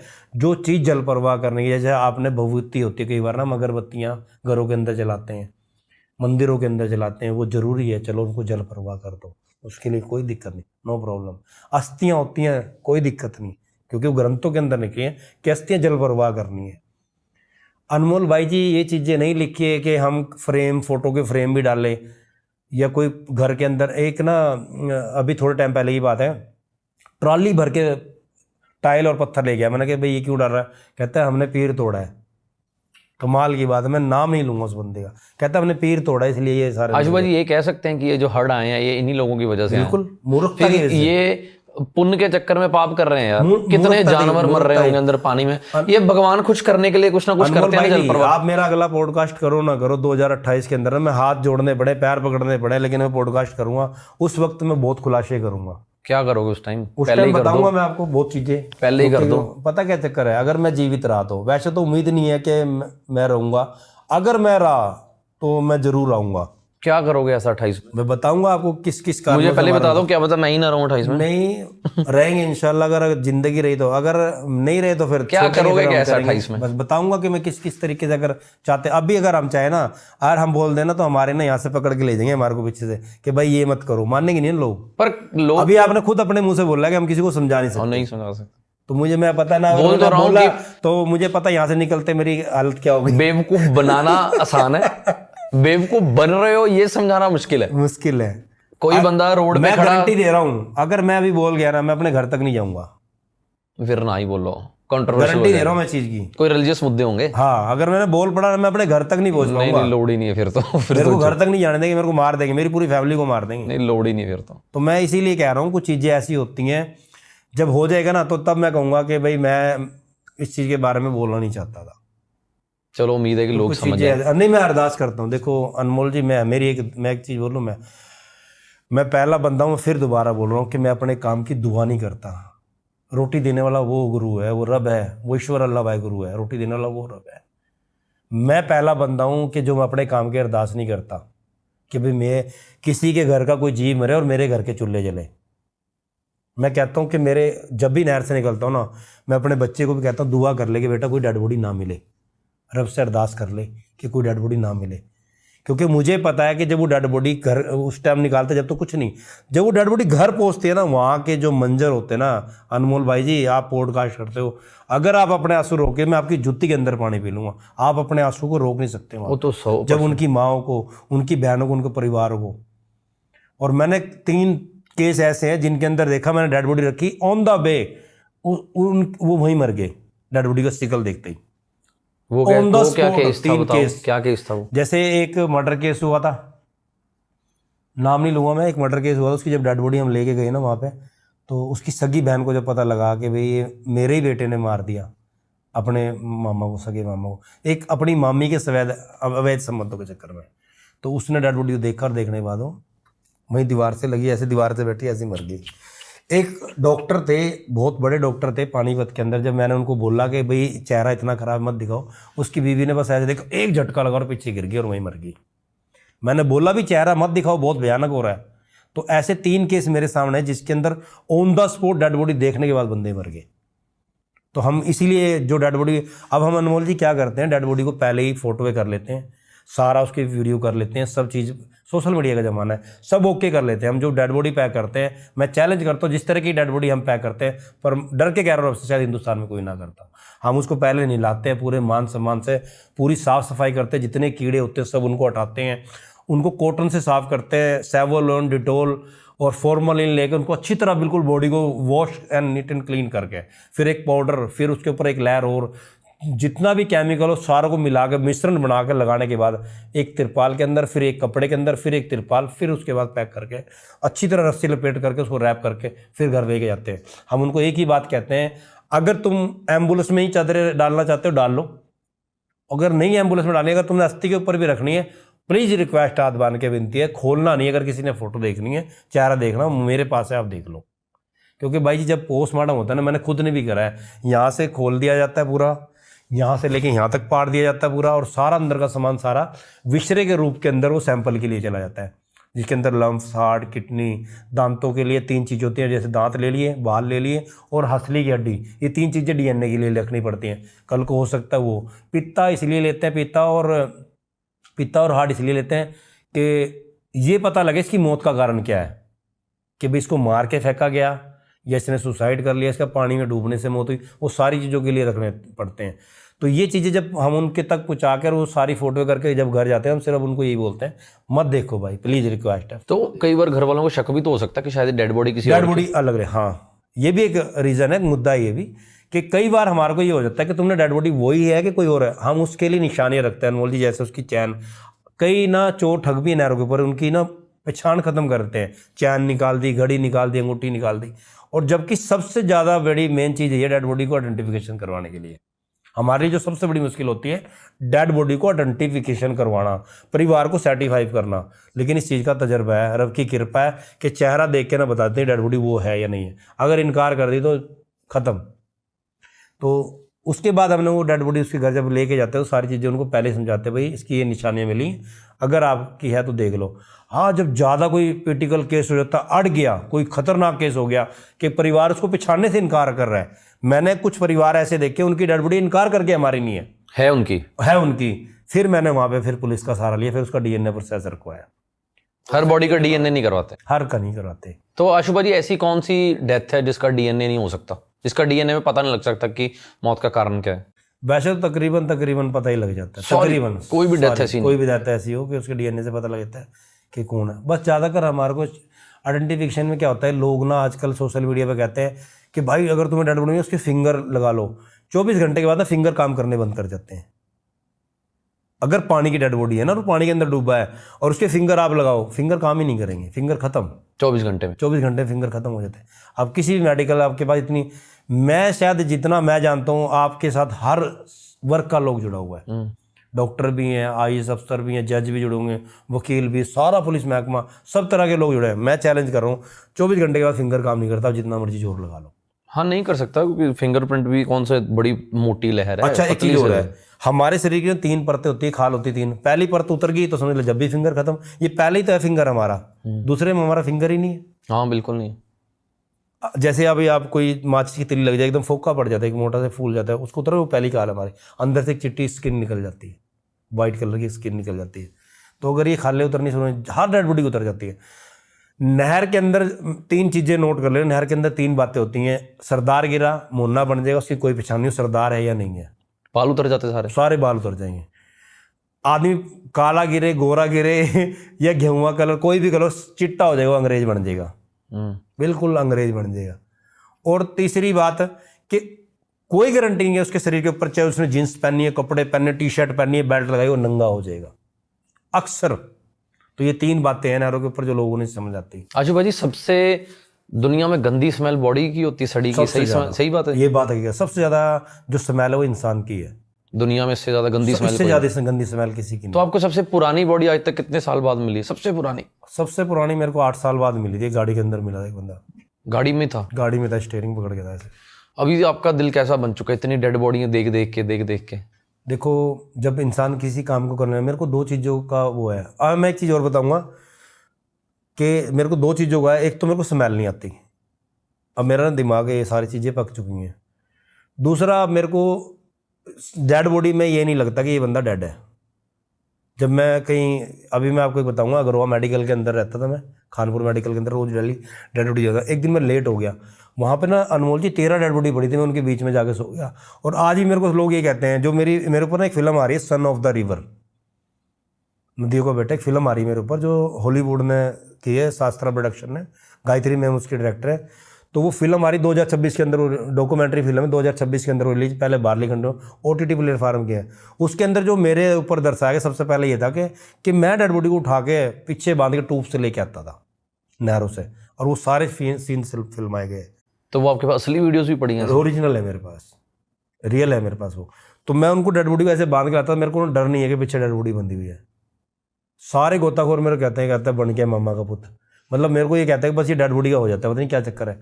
अब जितनी डेड बॉडी मैं उठाता हूँ ना, उनके पेट दबाता हूँ सारे, उनको मैं कोशिश करता हूँ कि जितनी जल्दी सिमट के वो ठीक हो जाए, क्योंकि डेड बॉडी का जहाज बन जाए, ऐसे खुल जाती है अनमोल भाई, ये सारी चीज़ें टाइट हो जाती हैं ऐसे करके, डेड बॉडी बहुत हार्ड हो जाती है। आप अक्सर आपके यहाँ गिल्लो वाली नहर निकल रही है, आप देखते हो अगर कोई डेड बॉडी तो वो इस तरह हो गया, ऐसे करके आएगी, ऐसे करके। तो हमें उसको सारी को इकट्ठा करके इस तरह लाना। वो कैसे? बस उसमें कुछ केमिकल लगाते हैं, कुछ रैप करते हैं, उसको पैकिंग करके रस्सी से हमें उसको सीधा करना पड़ता है सारे। एक यहाँ रस्सी बांधते हैं, एक यहाँ पे बांधते हैं, एक यहाँ पे, एक पैरों में बांधते हैं, 4 रस्सियों को जो है ना बंद लगाना पड़ता है, इससे वो। आशुभा जी, लाश को देख के कभी लगा कि ये अमीर लाश है, ये गरीब लाश है? अक्सर भाई सारे अमीर मरते हैं, गरीब मरता नहीं। हकीकत तो ये है, रियल बता रहा हूँ मैं आपको। तकरीबन 90% लोग वो हैं जो अमीर है, क्योंकि तंग पता कौन है आज के टाइम में? जिसके पास पैसा ज़्यादा, धन जिसके पास ज़्यादा है। गरीब तंग नहीं है, गरीब तंग नहीं है। वो तो क्या कि 500-700 रुपये की दिहाड़ी करता है, दाल भात चावल रोटी खा के आराम से सो जाता है, बिल्कुल सवेरे फिर उसको पता है कि मैंने अपने बच्चों के लिए ताज़ा कमाना है। उसका क्या है कि रोज़ कुआं खोदेगा, रोज़ पानी निकाल लेगा, उसका ताज़ा है। पर इनके जो अमीर हैं उनके ऊपर टेंशन है।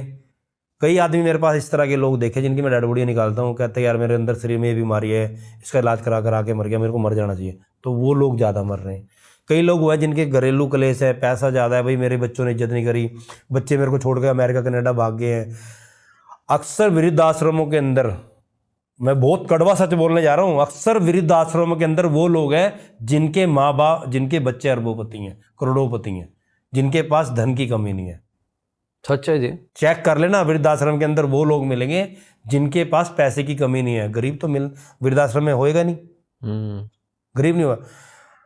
मनुष्यता दी सेवा वाले काम कर रहे हैं, ठीक है, उनके पास जब वो किसी को उठाते हैं ना तो भाई वो वीडियो बना कर डालते हैं, उसके अंदर ये बोलते हैं कि ये जो बाबा है ये 50 किले का मालिक है, ये 20 किले का मालिक है, ये फलानी कंपनी का मालिक है, उस कंपनी का मालिक है। जितने भी, सिर्फ मैं तो एक मनुष्यता की सेवा एक एनजीओ का नाम लिया है, ऐसी हजारों एनजीओ जो इंडिया के अंदर काम कर रही हैं, उनके पास जितने भी है ना, उनके अंदर तकरीबन कहते हैं ये फलाना फिल्म स्टार था, ये फलाना सिंगर था, ये फलाना सेलिब्रिटी था, इनके पास इतना थी, इतनी धन थी। वो लोग पागल होए फिर रहे हैं।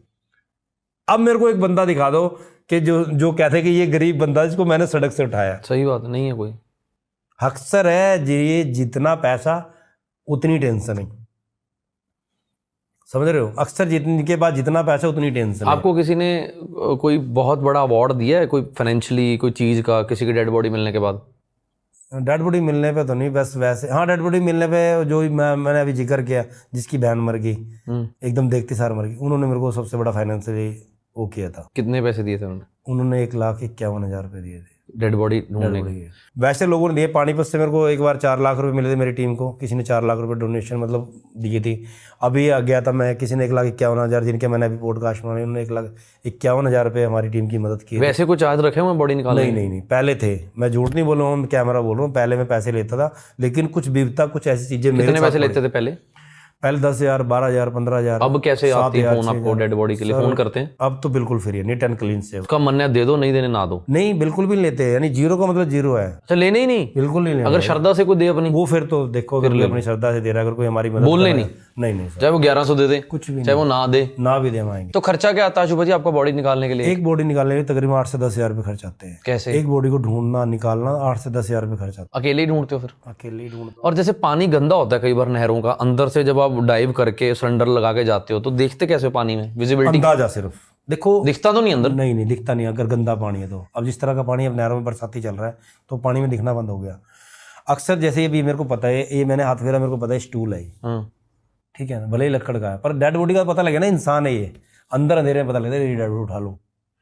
कई बार ना हमने ऐसे ऐसे हादसे देखे अनमोल भाई जी, कई बार जैसे बस गिर गई, कोई गाड़ी गिर गई, वहाँ पर डेड बॉडियाँ पड़ी थी बहुत सारी, तो हम ना कोशिश करते कि रस्सी ले आने की, 1 को बांध दिया, 2 को बांध दिया, 3 को बांध दिया, फिर बाहर कहते इशारा करते भाई खींच ले सारे को। और हर जगह भाई हम कामयाबी नहीं होते। अभी हमने हाल ही के अंदर उत्तराखंड का एक काम किया है, तो उम्मीद थी कि ट्रक के अंदर 2 बंदे, लैंडस्लाइड हो गई थी, ट्रक गिर के अंदर, वो बंदे अभी भी, अब जाऊंगा मैं वहाँ पे, ये बस हार्ड निकल दे मैं जाऊँगा। उसके बाद जैसे हमने ट्रक में रस्सी बांधी, वो ना पत्थरों के नीचे ट्रक दबा हुआ था, अब वो ट्रक की चेसी आ गई, वो बंदे भी अंदर है और ट्रक भी अंदर है, सिर्फ चेसी आई है बाहर, और डेड बॉडी अंदर ही पड़ी है भाई। अब जाएंगे उनकी मदद की। अनमोल भाई जी, कई जगह हमारा बस नहीं होता, हम मजबूर हो जाते हैं। मजबूर क्यों हो जाते हैं कि अब इतने बड़े बड़े पत्थर है अनमोल भाई, उनको पानी के अंदर हटाना, और वो भी गंगा इस टाइम उफान के ऊपर, गंगा के अंदर है, नीलकंठ, तो फिर आप कैसे मैनेज करते हो? अंदर है। कई बार आप मरते मरते बचे हो पानी के अंदर? बहुत बार, कैसे? कई बार हुआ। सबसे बुरी घटना? सबसे बुरी घटना हुई है मेरे साथ में एक बार। कब? एक बार किसी ने, जैसे मच्छी की डोर नहीं होती जो मच्छी पकड़ते हैं कांटे, किसी ने ना कांटे अंदर फंस गए, वो टूट गए, वो कांटे को पूरा एक ना 12-13 कांटे लगे हुए थे, और वो डोर इतनी मोटी, इतनी मजबूत डोर थी, वो ना एकदम शरीर के अंदर इस जगह पे ऐसे घुस गई, जैसे शरीर के अंदर घुस गई वो, और घुस गई तो वो निकले ही ना मेरे से। मैंने बड़ा जोर लगा लिया, फिर आखिर करके मैंने मांस ही, और जितना मेरे से हुआ मैंने कोशिश करके उसको उखेड़ दिया, यहाँ से नहीं गिरा, मैंने उसको उखेड़ दिया ऐसे करके, ये देखो निशान नहीं है, नहीं तो अंदर ही फंस जाना। हाँ, ये अंदर ऐसे करके यहाँ तक घुस गया था, तो फिर मैंने मांस ही उखाड़ दिया पूरा ऐसे। कुछ डेड बॉडी ऐसी अभी जो 2006 के अंदर मैंने एक बहुत बड़ा केस किया था, जिसके अंदर पूरा इलेक्ट्रिक मीडिया के ऊपर चढ़ा था, 10 ट्रक हौसला मिला था फतेहगढ़ साहब, बताया था आपने पिछले पॉडकास्ट में। उस टाइम ये बम यहाँ फंस गया, तब भी मैं फंस गया था, उन्होंने कैमरों में देखा है चीजें। तो भाजी आपको सरकार सीरियसली क्यों नहीं लेती? जैसे आपने पिछले पॉडकास्ट में इतना बोला, तो वो पॉडकास्ट एक चीज सरकारी और बंदों बोलूं। ने भी देखा ही होगा। हाँ, मैं एक अच्छे चीज बंदे बोलूं। भी कुछ सरकारी होंगे ही पॉडकास्ट देखते हुए। सर मैं एक चीज़ और बोलूँ, मेरे पास ना पता नहीं क्या, मेरे को ना लोग अनपढ़ समझते हैं शायद, ये ऐसी बकवास करता है। मैं आज आपको एक चीज़ बोल रहा हूँ ऑन कैमरा, मेरे पास एक ऐसा ग्रीन प्लान है, अगर सरकार चाहते हट नहीं आएगा, मेरी गारंटी है, मैं गारंटी लिख के दूंगा उसको। एक कैसे क्या? एक ग्रीन प्लान है मेरे पास ना एक पाइपलाइन का सिस्टम है, तो अगर सरकार में से टाई अप करे ना तो मैं उस सिस्टम को कर सकता हूँ। ये जो नहरें हैं ना, ये भी स्वस्थ हो सकती हैं। जो टूरिज्म आप पहाड़ों की तरफ जा रहा है, मेरी गारंटी है पंजाब की तरफ मुड़ जाएगा। वो क्या सिस्टम है सिस्टम, वो बता दूंगा, मैं ऑन कैमरा नहीं बोल सकता। वो क्यों? बस अगर सरकार कोई बंदा है टाई अप मेरे से करेगा तो वो फिर आप पैसे लेके बताओगे? नहीं, फ्री सेवा मेरा वादा है। फ्री का मतलब फ्री, बिल जो मैं एक चीज़ बताऊँ, इसके बदले क्या चाहोगे फिर आप? कुछ नहीं, ना नाम ना कुछ नहीं, बस मैं चाहता हूँ कि सरकार उस चीज़ के ऊपर काम करे, क्योंकि मैंने उस चीज़ को बड़े तरीके से देखा। हम ना बाढ़ को डिवाइड कर सकते हैं। चलो मैं एक छोटा सा प्लान बता भी देता हूँ। हम ना बाढ़ को डिवाइड कर सकते हैं। अंडरग्राउंड हम ना सीवरेज डालते हैं मुंबई के अंदर, सारे अंदर सीवरेज डाले पूरी मुंबई के अंदर। पंजाब इतना बड़ा सूबा नहीं है, हम चाहे तो उसको अंडरग्राउंड उसी लेवल के ऊपर इतना बड़ा सीवरेज डाल सकते हैं। पानी की सप्लाई जहाँ के लिए? पानी ज़्यादा है ना, उस पानी को खींच के उस इलाके में क्रॉस करवा सकते हैं, जिस इलाके में नीचे, और पानी को वहाँ पे बर्दाश्त किया जा सकता है। तो उसको अलग अलग टनलें बना के ये सारा पानी टनलों के जरिए बाहर निकाल दिया जाएगा। शहरों को नुकसान नहीं होगा, पिंडों को नुकसान नहीं होगा, टनलों के जरिए जमीनों के नीचे से पानी निकल जाएगा। टनल जो बनेंगी उन टनलों के जरिए राजस्थान में भी, हरियाणा में, हर जगह पानी जाएगा। कहते हैं कि पानी पानी पानी की लड़ाई लड़ रहे हैं राजस्थान में, बताओ पानी राजस्थान रो रहा है। अगर वो टनलें बना के वहां तक पहुंचा दी जाए, इसके लिए क्या है कि सेंट्रल गवर्नमेंट को सामने आना पड़ेगा, राज्य सरकार की मदद करनी होगी। बताओ, पहुंचाओ भाई हमारी बात है आशुपा जी की। पहले भी इन्होंने एक वार्निंग दी थी, क्योंकि ये पिछले 31 सालों से नहरों का काम कर रहे हैं, तो बंदा मतलब कहते रग रग तो वाकफ है। एक बात अनमोल जी, जब हमें पता है कि हमारे पर आपदा आती है, ये जो हड़ आ रहे हैं कहाँ से आ रहे हैं सर? पहाड़ों से। पहाड़ों से। कहाँ से? हिमाचल प्रदेश से। हमारा कोई लेना देना है? नहीं, हमारा उनसे कोई लेना देना कुछ नहीं है। पंजाब क्यों मर रहा है? वो सारा पानी यहाँ से आ रहा है। अच्छा, ये पानी हम पाकिस्तान से छोड़ रहे हैं, उनको हमारे से कोई लेना देना है? मर वो रहे हैं। तो हमें क्या है कि इंसानियत के लिए काम नहीं कर रहे, हम बिजनेस के लिए काम कर, धंधा चला रखा हमने। तो जिस दिन हम इंसानियत के लिए काम करेंगे, जहाँ से पहाड़ों से पानी गिरता है ना, वहीं से वो टनलें बनानी शुरू कर दी जाए। टनलें तुम वैसे भी तो बना रहे हो, अगर वो टनलें जमीन के नीचे सिर्फ इसलिए पहाड़ों को ना खोदो, वो टनलें सिर्फ इस जगह पे बनाओ जहाँ पे समतल जमीन है। तो एक रील भी तो वायरल हो रही है ना कि ये बाढ़ आई नहीं है, लाई गई है। ये धंधा है बड़ा, बहुत बड़ा, ये बहुत बड़े वो निकलते हैं, टेंडर निकलते हैं। ये अब जो नुकसान हो रहा है, अब ये टेंडर भरेंगी कंपनीज, वो गवर्नमेंट टेंडर देगी, रोडें खत्म होगी कितनी। अच्छा, क्या आपको लगता है कि ये बन जो टूट रहे ये पक्के कभी नहीं हो सकते? टाइम नहीं है, पैसा नहीं है, सब चीज़ है ना सरकार के पास। भाई साहब, आप सुबह उठते हो उसका टैक्स, आप रोड पे चलते हो उसका टैक्स, जब गाड़ी खरीदते हो उससे पहले भी आप रोड टैक्स देते हो, और फिर उसके बाद रोड पे चढ़ने के बाद टैक्स देते हो।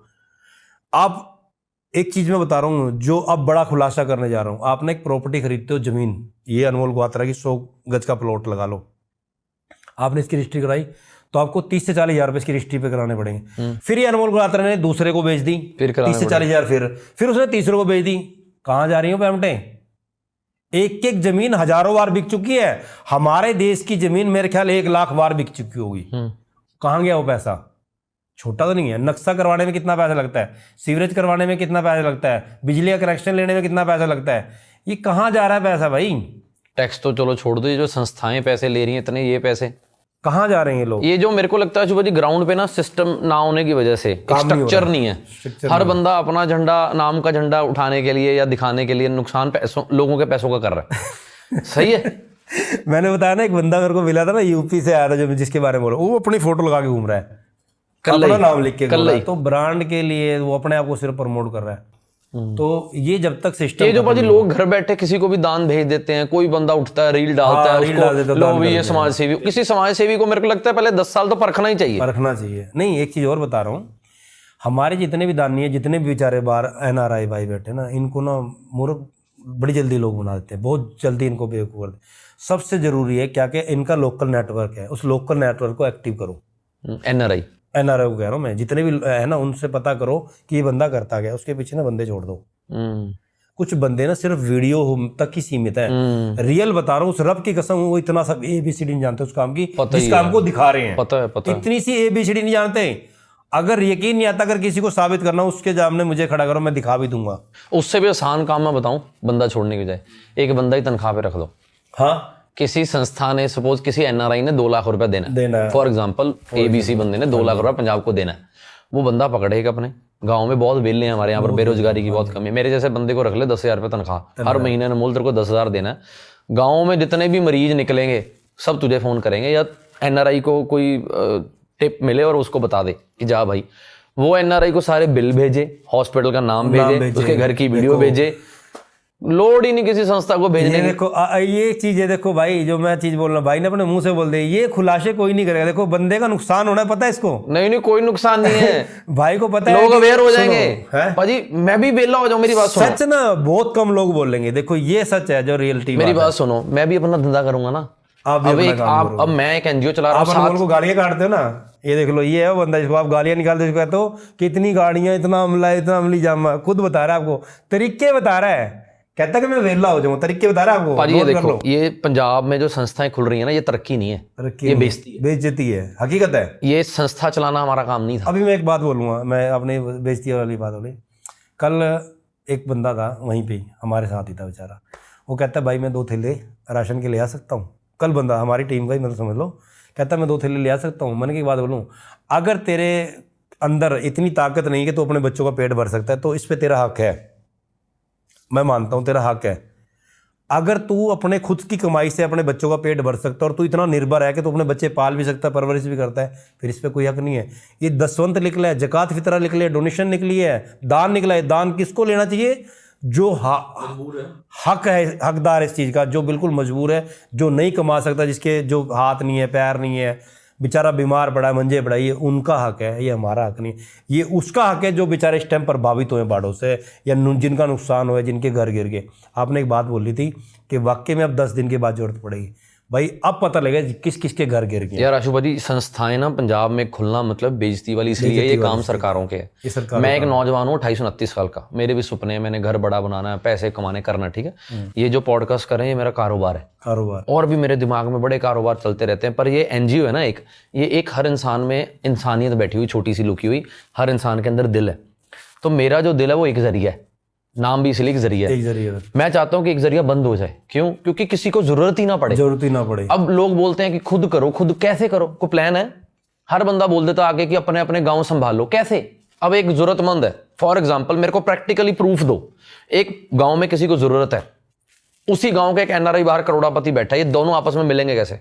मिलेंगे वो गरीब बंदे को नहीं पता मेरे पिंड में से कोई गया एनआरआई और उसको वो अप्रोच नहीं कर पाएगा।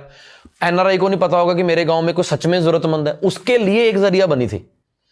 गरीब बंदा भी अनमोल को मिलेगा, एक जरिया को मिलेगा, अमीर बंदा भी मिलेगा, मैं दोनों को मिलवा दूंगा भाई। अब बीच में मैं इस जितना टाइम भगवान मेरे से, चलो मैं सोचता हूं कि भगवान ने मेरे पे तरस किया है, ये मेरे से सेवा ले रहा है, पर जितना टाइम, जितनी एनर्जी मैं एक जरिया में लगाता हूं, अगर उतनी मैं अपने कारोबार में लगाऊं तो मेरा बिजनेस नहीं बढ़ जाएगा। तो मैं एक जरिया को क्यों बढ़ाऊं? क्यों? मेरा बिजनेस है, एक जरिया से मैं तनख्वाह लेता हूं, एक जरिया से मैं कोई पैसे कमा रहा हूं, कुछ भी नहीं। इसीलिए चाहता हूं कि संस्थाएं बंद होनी चाहिए, कि लोग अपने आसपास वाले लोगों को संभालें, जैसे आपने बोला था अपने रिश्तेदार को संभालें, अपने रिश्तेदार। अब एक जरिया में आप गवाओ, 2 दिन से हमारे पास बैठे हो, कितनी दवाइयां वापस भेज रहे हैं? हाँ बिल्कुल, दिल पे हाथ रख के बताओ भाई। अभी फोन आ रहे हैं, मैं ना एक बात बोलूं, आपको नहीं पता, शायद आप अंदर बैठे थे, मैं 2 घंटे से ना ये आपके ना लोगों के फोन ही सुन रहा हूँ, कि जो फोन आ रहे हैं, कोई कह रहा है मैंने डोनेशन भेजनी है, कोई कहता है मैंने सामान भेजनी है। आपके बंदे उनको मना कर रहे हैं। क्यों कर रहे हैं? क्योंकि उनको पता है, आपके बंदे पता है उनको सीधा क्या बोल रहे हैं कि 10 दिन के बाद, मैं सीधा बोल रहा हूँ, कह रहे 10 दिन के बाद हमें जरूरत पड़ेगी। मेरे पास ना 10 करोड़ रुपए के डोनेशन के फोन आए हुए हैं।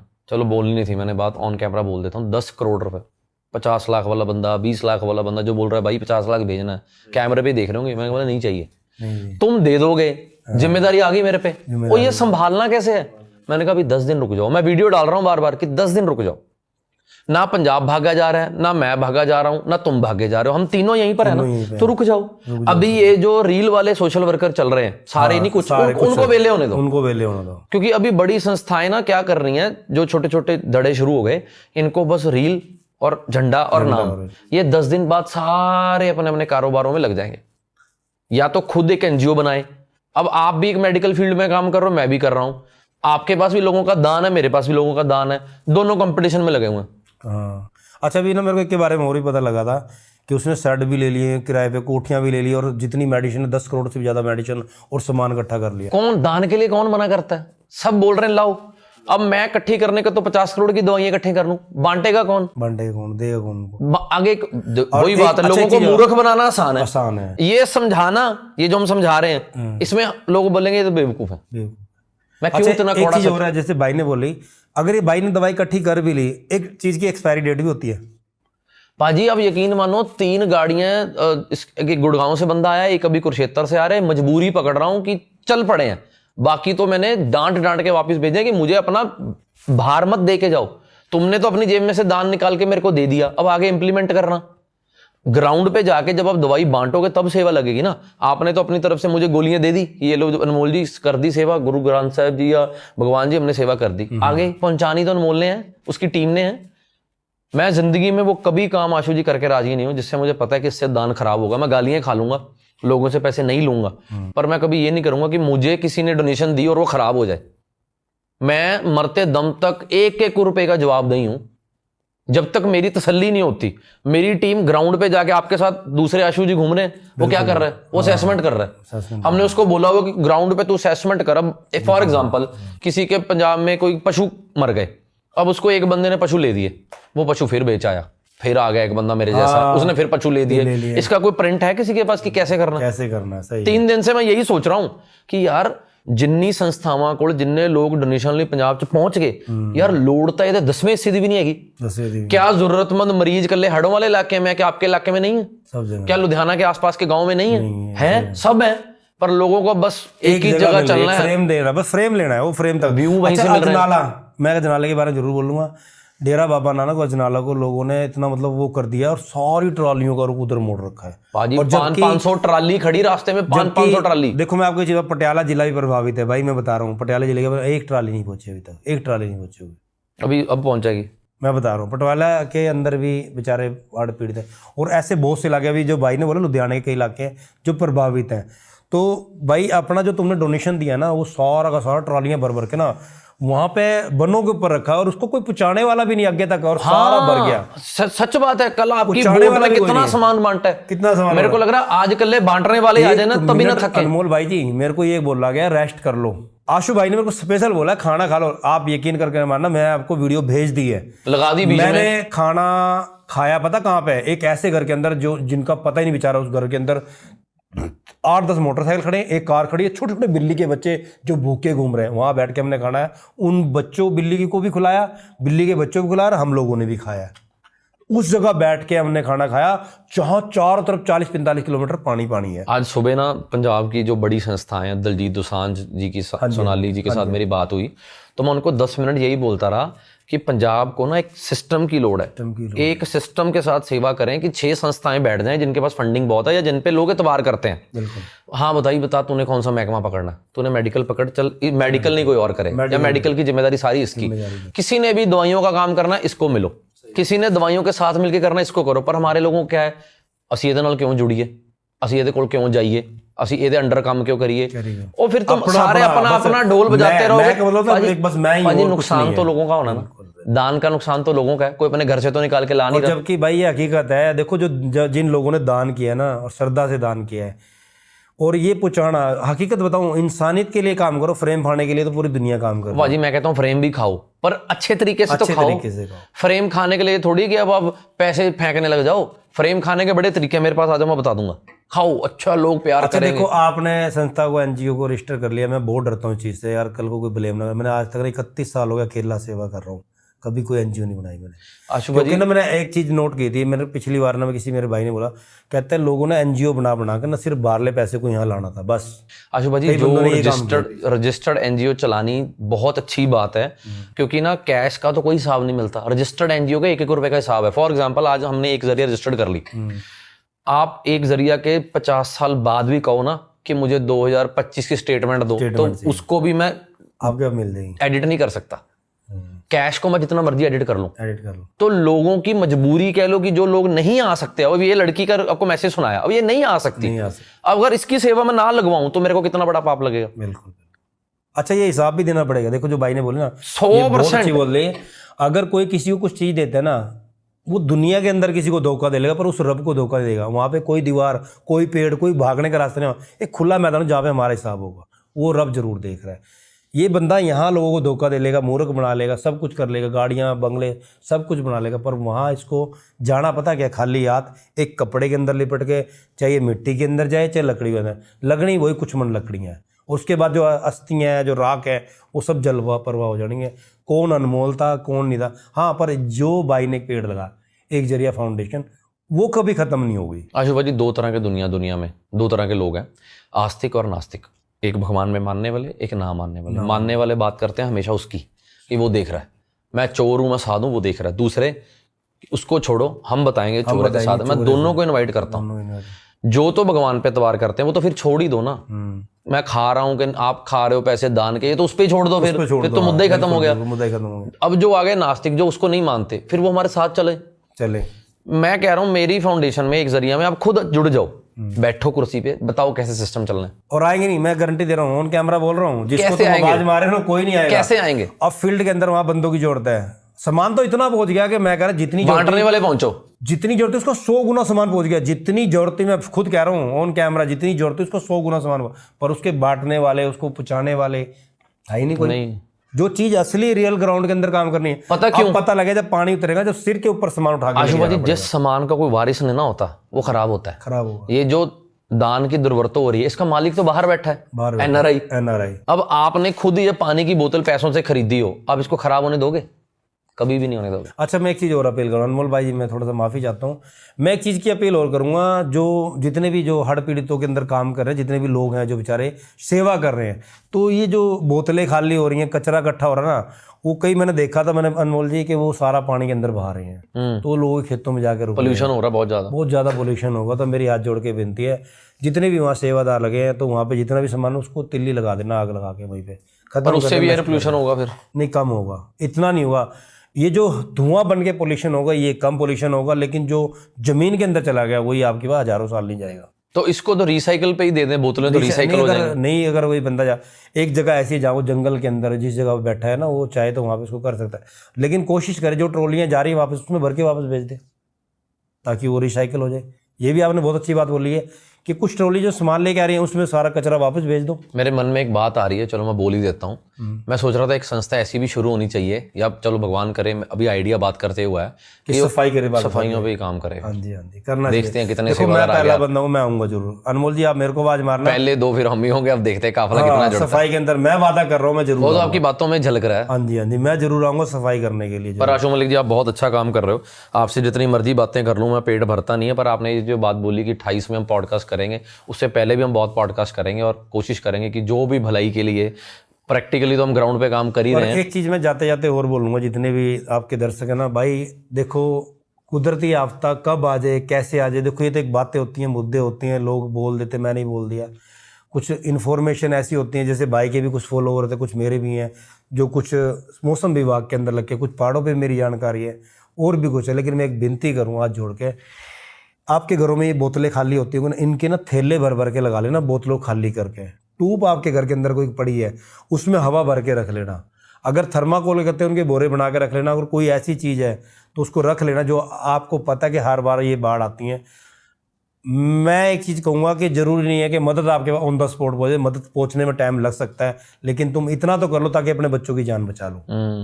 अगर आपके खाली बोतल है, उसको थैला बना लो, एक बेड़ा सा बना लो। मैंने वहाँ पे देखा कई बंदों ने ट्यूब 2 बांधी और मंजे रखे ऊपर, उसी ने एक बेड़ी बना रखी थी, उसी पे सामान ढो रहे बेचारे। देखो कितनी बड़ी सेवा। हम क्या, हम तो किस्ते बैठे इंजन मारे ले आ रहे। देखो उनको कहते हैं असली सेवा, उन लोगों ने भी की है बेचारों। ट्यूबों पे, सही बात। मैं उनको तय दिल से बेचारों को सलूट करता हूँ उन लोगों ने, कि भाई जितने भी आशुबाजी वॉलंटियर लगे। हमारे पंजाब के अंदर एक बहुत खासियत, बहुत अच्छी मेरे को जो सबसे प्यारी बात लगी, हम ना एक दूसरे के साथ ऐसे एकदम खड़े होते हैं। जब बन टूटने लगे ना भाई, कौन हिंदू, कौन मुस्लिम, कौन सिख, ईसाई, ऐसे लग रहे थे मिट्टी ढोने के लिए। कई बंदों को तो मैंने ऐसे देखा जो पानी के आगे ऐसे लेट रहे थे बेचारे, जो सिर्फ उस बन को, जो यहाँ से मिट्टी कट रही थी, उसको रोकने की हर संभव कोशिश कर रहे कि बंद ना टूटे।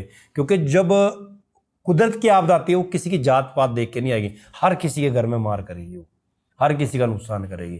तो ये मैंने पंजाब के अंदर आके सीखा। मैं हरियाणा का हूँ बेसिकली, पर हरियाणा वाले भी कम नहीं है। पंजाब ने मेरे को बहुत चीजें, हरियाणा वाले ट्रक भर भर के जो ला रहे हैं ना, बहुत आ रहा है। कल दवाई लेके आए मेरे को, मैंने पूछा क्यों आए हो, कहते पंजाब हमारा बड़ा भाई है, दिक्कत में हम नहीं देख सकते। भाई अनमोल जी, आपने ये बात बोली, मेरे को ना इतनी ट्रॉलियों के काफिले मिले भाई, मैं चलता रहा नहीं, 10 सबको 15 सलाम है किलोमीटर थे भाई, सलाम ये है देखो, लोगों जो को। ज्यादातर देखा जाए, चलो जो नुकसान हुआ, लोगों ने राशन इकट्ठा किया, पर एक इतनी हरियाणा ने इंसानियत आपकी की बड़ी वाकई मिसाल में बहुत नजर बड़ी आई। मदद करी है। हरियाणा, हिमाचल, गुड़गांव, यूपी, बिहार, उत्तराखंड, उड़ीसा, चेन्नई, कहाँ से हम, मैं जो बात बोलता हूँ ना, प्रूफ के साथ बोलता हूँ, मेरे पास तो सारा रिकॉर्ड है। हाँ जी, हाँ जी। जितनी डोनेशन लोगों ने भेजी है, दुनिया का कोई इलाका, कोई देश, कोई स्टेट, कोई सिटी ऐसी नहीं जहां से डोनेशन नहीं आई। हाँ जी, हाँ जी। कोई धर्म का ऐसा बंदा नहीं, मैंने आपको रिकॉर्डिंग में सुना रहा हूँ। अब की बार तो उन लोगों ने भी डोनेशन कर ली जिनको हम सोशल मीडिया पे टारगेट करते थे। हाँ, उन्होंने भी सिंगर बेचारे सेलिब्रिटीज ने भी कर ली। जिनको हमने टारगेट किया, यार ये सही जनानी नहीं है, फलानी है, बेचारियां, वो भी बहनें सबने मेरी, की है भाजी, उन बहनों ने भी बेचारों ने मदद की। सबने की है भाजी, इस बार सब खड़े हैं, सलूट है तो भाई आप सबको लोगों को। सलाम है। बस ये पॉडकास्ट का मकसद यही था कि एकता बना के और एक मैनेजमेंट के साथ ग्राउंड लेवल पे किस चीज की क्या जरूरत है, उस हिसाब से सेवा होनी चाहिए कि अनमोल जी, लोगों एक का चीज दान ना और मैं खराब हो। कहूंगा कि भाई, मैं एक चीज और बोलूंगा, जो लोग बेचारे डोनेशन कर रहे हैं, जो सामान भेज रहे हैं, भाई सबसे पहले ना पंजाब के उन मौजूदा लोगों से मिलो जो इसका सही इस्तेमाल करके आगे तक पहुंचा रहे हैं, जिनको पता है कि किस चीज़ की जरूरत है। आप ना अपने अब जितना आपने भेज दिया, हाँ, अब रुक पर जाओ। अब रुक जाओ। अब क्या करना है, अब ये देखना है कि उन लोगों से संपर्क करो जो एनजीओ ऑलरेडी काम करे, उनसे पूछो किस चीज की जरूरत है। और बिना संस्था से किसी से जुड़े सीधी डोनेशन मत करो। हाँ। क्योंकि संस्था को पता होता है कहाँ कितने कहाँ कब कितना देने हैं, लगता क्या है। मैं रिकॉर्ड वही है। अपील कर रहा हूं आपने उनसे। सीधा दे दिए, किसी को कुछ नहीं पता, किसी को पता नहीं सर्व लगना। है वहाँ। अब मैं कह रहा हूं खराब हो रहा है हमारे जैसा किसी को अगर 10 डंगर लेके भी देगा ना, उसकी वीडियो डालेगा, वीडियो डालेगा, उसकी शक्ल से पता लगेगा कि भाई इसको डंगर मिल गए हैं। मिल गए इसको। चाहे मैं कह रहा हूँ उसकी वीडियो डालें हम ना डालें, पर कुछ तो वे आउट निकालेंगे ना। चाहे उसके घर के बाहर एक स्टिकर लगाएं, उसके गांव में बोलें कि भाई गलत मत करना, अगर इसको डंगर मिल गए ये बेच के और ना ले। या वो डंगर वाले को भी बेनती है, वो भी वीडियो तो सारे देखते हैं। आप लोग जब डोनेशन करोगे ना, तो वो भी तरीका ढूंढ लिया जाएगा कि हमने जिसको डोनेशन एक बार दे दी है। देखो, आप लोग जा रहे हो एक घर के अंदर सामान दे के आ रहे हो खुद चल के, फिर दोबारा फिर दूसरी संस्था जा रही है उसी घर में, फिर तीसरी जा रही है, फिर चौथी जा रही है। यही 5-5 आदमी एक घर के अंदर पहुंच रहे हैं। यही तो हो भाई रहा है। अब जो जरूरत पड़ेगी ना, मैं आपको बता रहा हूँ, हड़ जो चला गया और वो जो पानी जाएगा ना, उससे ना बहुत महामारी फैलेगी, बहुत बीमारियां फैलेंगी। अब वो जायजा लिया जाएगा किन किन के घर गिर गए, किन के पशु इस हड़ के अंदर बह गए, इस बाढ़ के अंदर चले गए, या किस किस की फसलें खराब हुई हैं। तो भाई उनको खड़ा होने में सालों साल लग जाएंगे। तो प्लीज़ रिक्वेस्ट है, अब उन लोगों को डोनेशन करना जिनके ऑलरेडी एनजीओ रजिस्टर्ड हैं, जिनको पता है, जो ग्राउंड लेवल के ऊपर काम करे। जिस तरह हमारे, मैं कहना नहीं चाहता फिर भी मैं बोल रहा हूँ, इस तरह हमारे अनमोल भाई जी, एक जरिया फाउंडेशन, हमारे मंजूत भाई, जो बारीकी लेवल के ऊपर जो जीरो ग्राउंड के अंदर काम कर रहे हैं, तो भाई उनसे संपर्क कर लेना। अपने पैसे को ऐसे बर्बाद ना करो, जाया ना करो।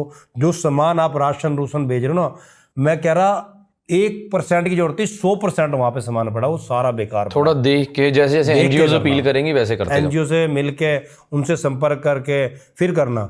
और अगर तुम्हारे पास अभी फिलहाल तौर पे कुछ राशन बच गया है और वो नहीं कहीं ले रहा है और वो कहीं नहीं जगा रहा है, मेरी हाथ जोड़ के विनती है, जितने भी गुरु घर हैं वहाँ पे पहुँचाओ, ताकि वो लंगर के जरिए समाज के अंदर आगे इन फ्यूचर वो काम आए। बिल्कुल। तो गुरु घर जितने भी बने हुए हैं, वो सारा सामान वो वहाँ पहुँचाने की कोशिश करें। बिल्कुल, शुक्रिया आशुभा जी इतना कीमती समय देने के लिए। और आज ये पॉडकास्ट मेरे को लगता है 10-15 दिन बाद मैं स्टूडियो में आया हूँ और लेट नाइट हम ये पॉडकास्ट कर रहे हैं, क्योंकि ये भी हड़ों में बिजी हैं और हमारी टीमें भी लगातार मेडिकल में काम कर रही हैं। और एक जरिया फाउंडेशन कोशिश कर रही है कि लोगों के दान को सही जगह यूटिलाइज किया जाए, किसी के भी दान की दुर्वरतों ना हो, कोई ख़राब ना किया जाए, क्योंकि लोग बहुत ट्रस्ट करते हैं। और मैं वादा करता हूँ कि जितने भी लोग एक जरिया फाउंडेशन के साथ जुड़े हैं, भगवान को सोच के, हाजिर नाजर उनको याद करके, अपने दिल पे हाथ रख के मैं बात बोलता हूँ कि आपका कभी भी कोई पैसे का दान की दुर्वरतों नहीं होगी। ये मेरा वादा है, क्योंकि हम जब तक तसल्ली ना हो जाए तब तक मदद नहीं करें। तो थैंक यू सो मच, आप हमारे साथ जुड़े हैं। और आशुभा जी का मन था कि हिंदी में पॉडकास्ट करें और मेरी हिंदी पे थोड़ा सा थैंक यू। मैं पंजाबी एंड से बोलना चाहना कि बहुत बहुत धन्यवाद आशुभा जी और सारी संगत मेरे वीर ने जो पॉडकास्ट देख भाई शेयर जरूर कर दियो, ताकि जी अपनी इन्फॉर्मेशन जरूर वायरल हो। इन्फॉर्मेशन वाली गल्लां ने। थैंक यू सो मच भाजी, सत श्री अकाल।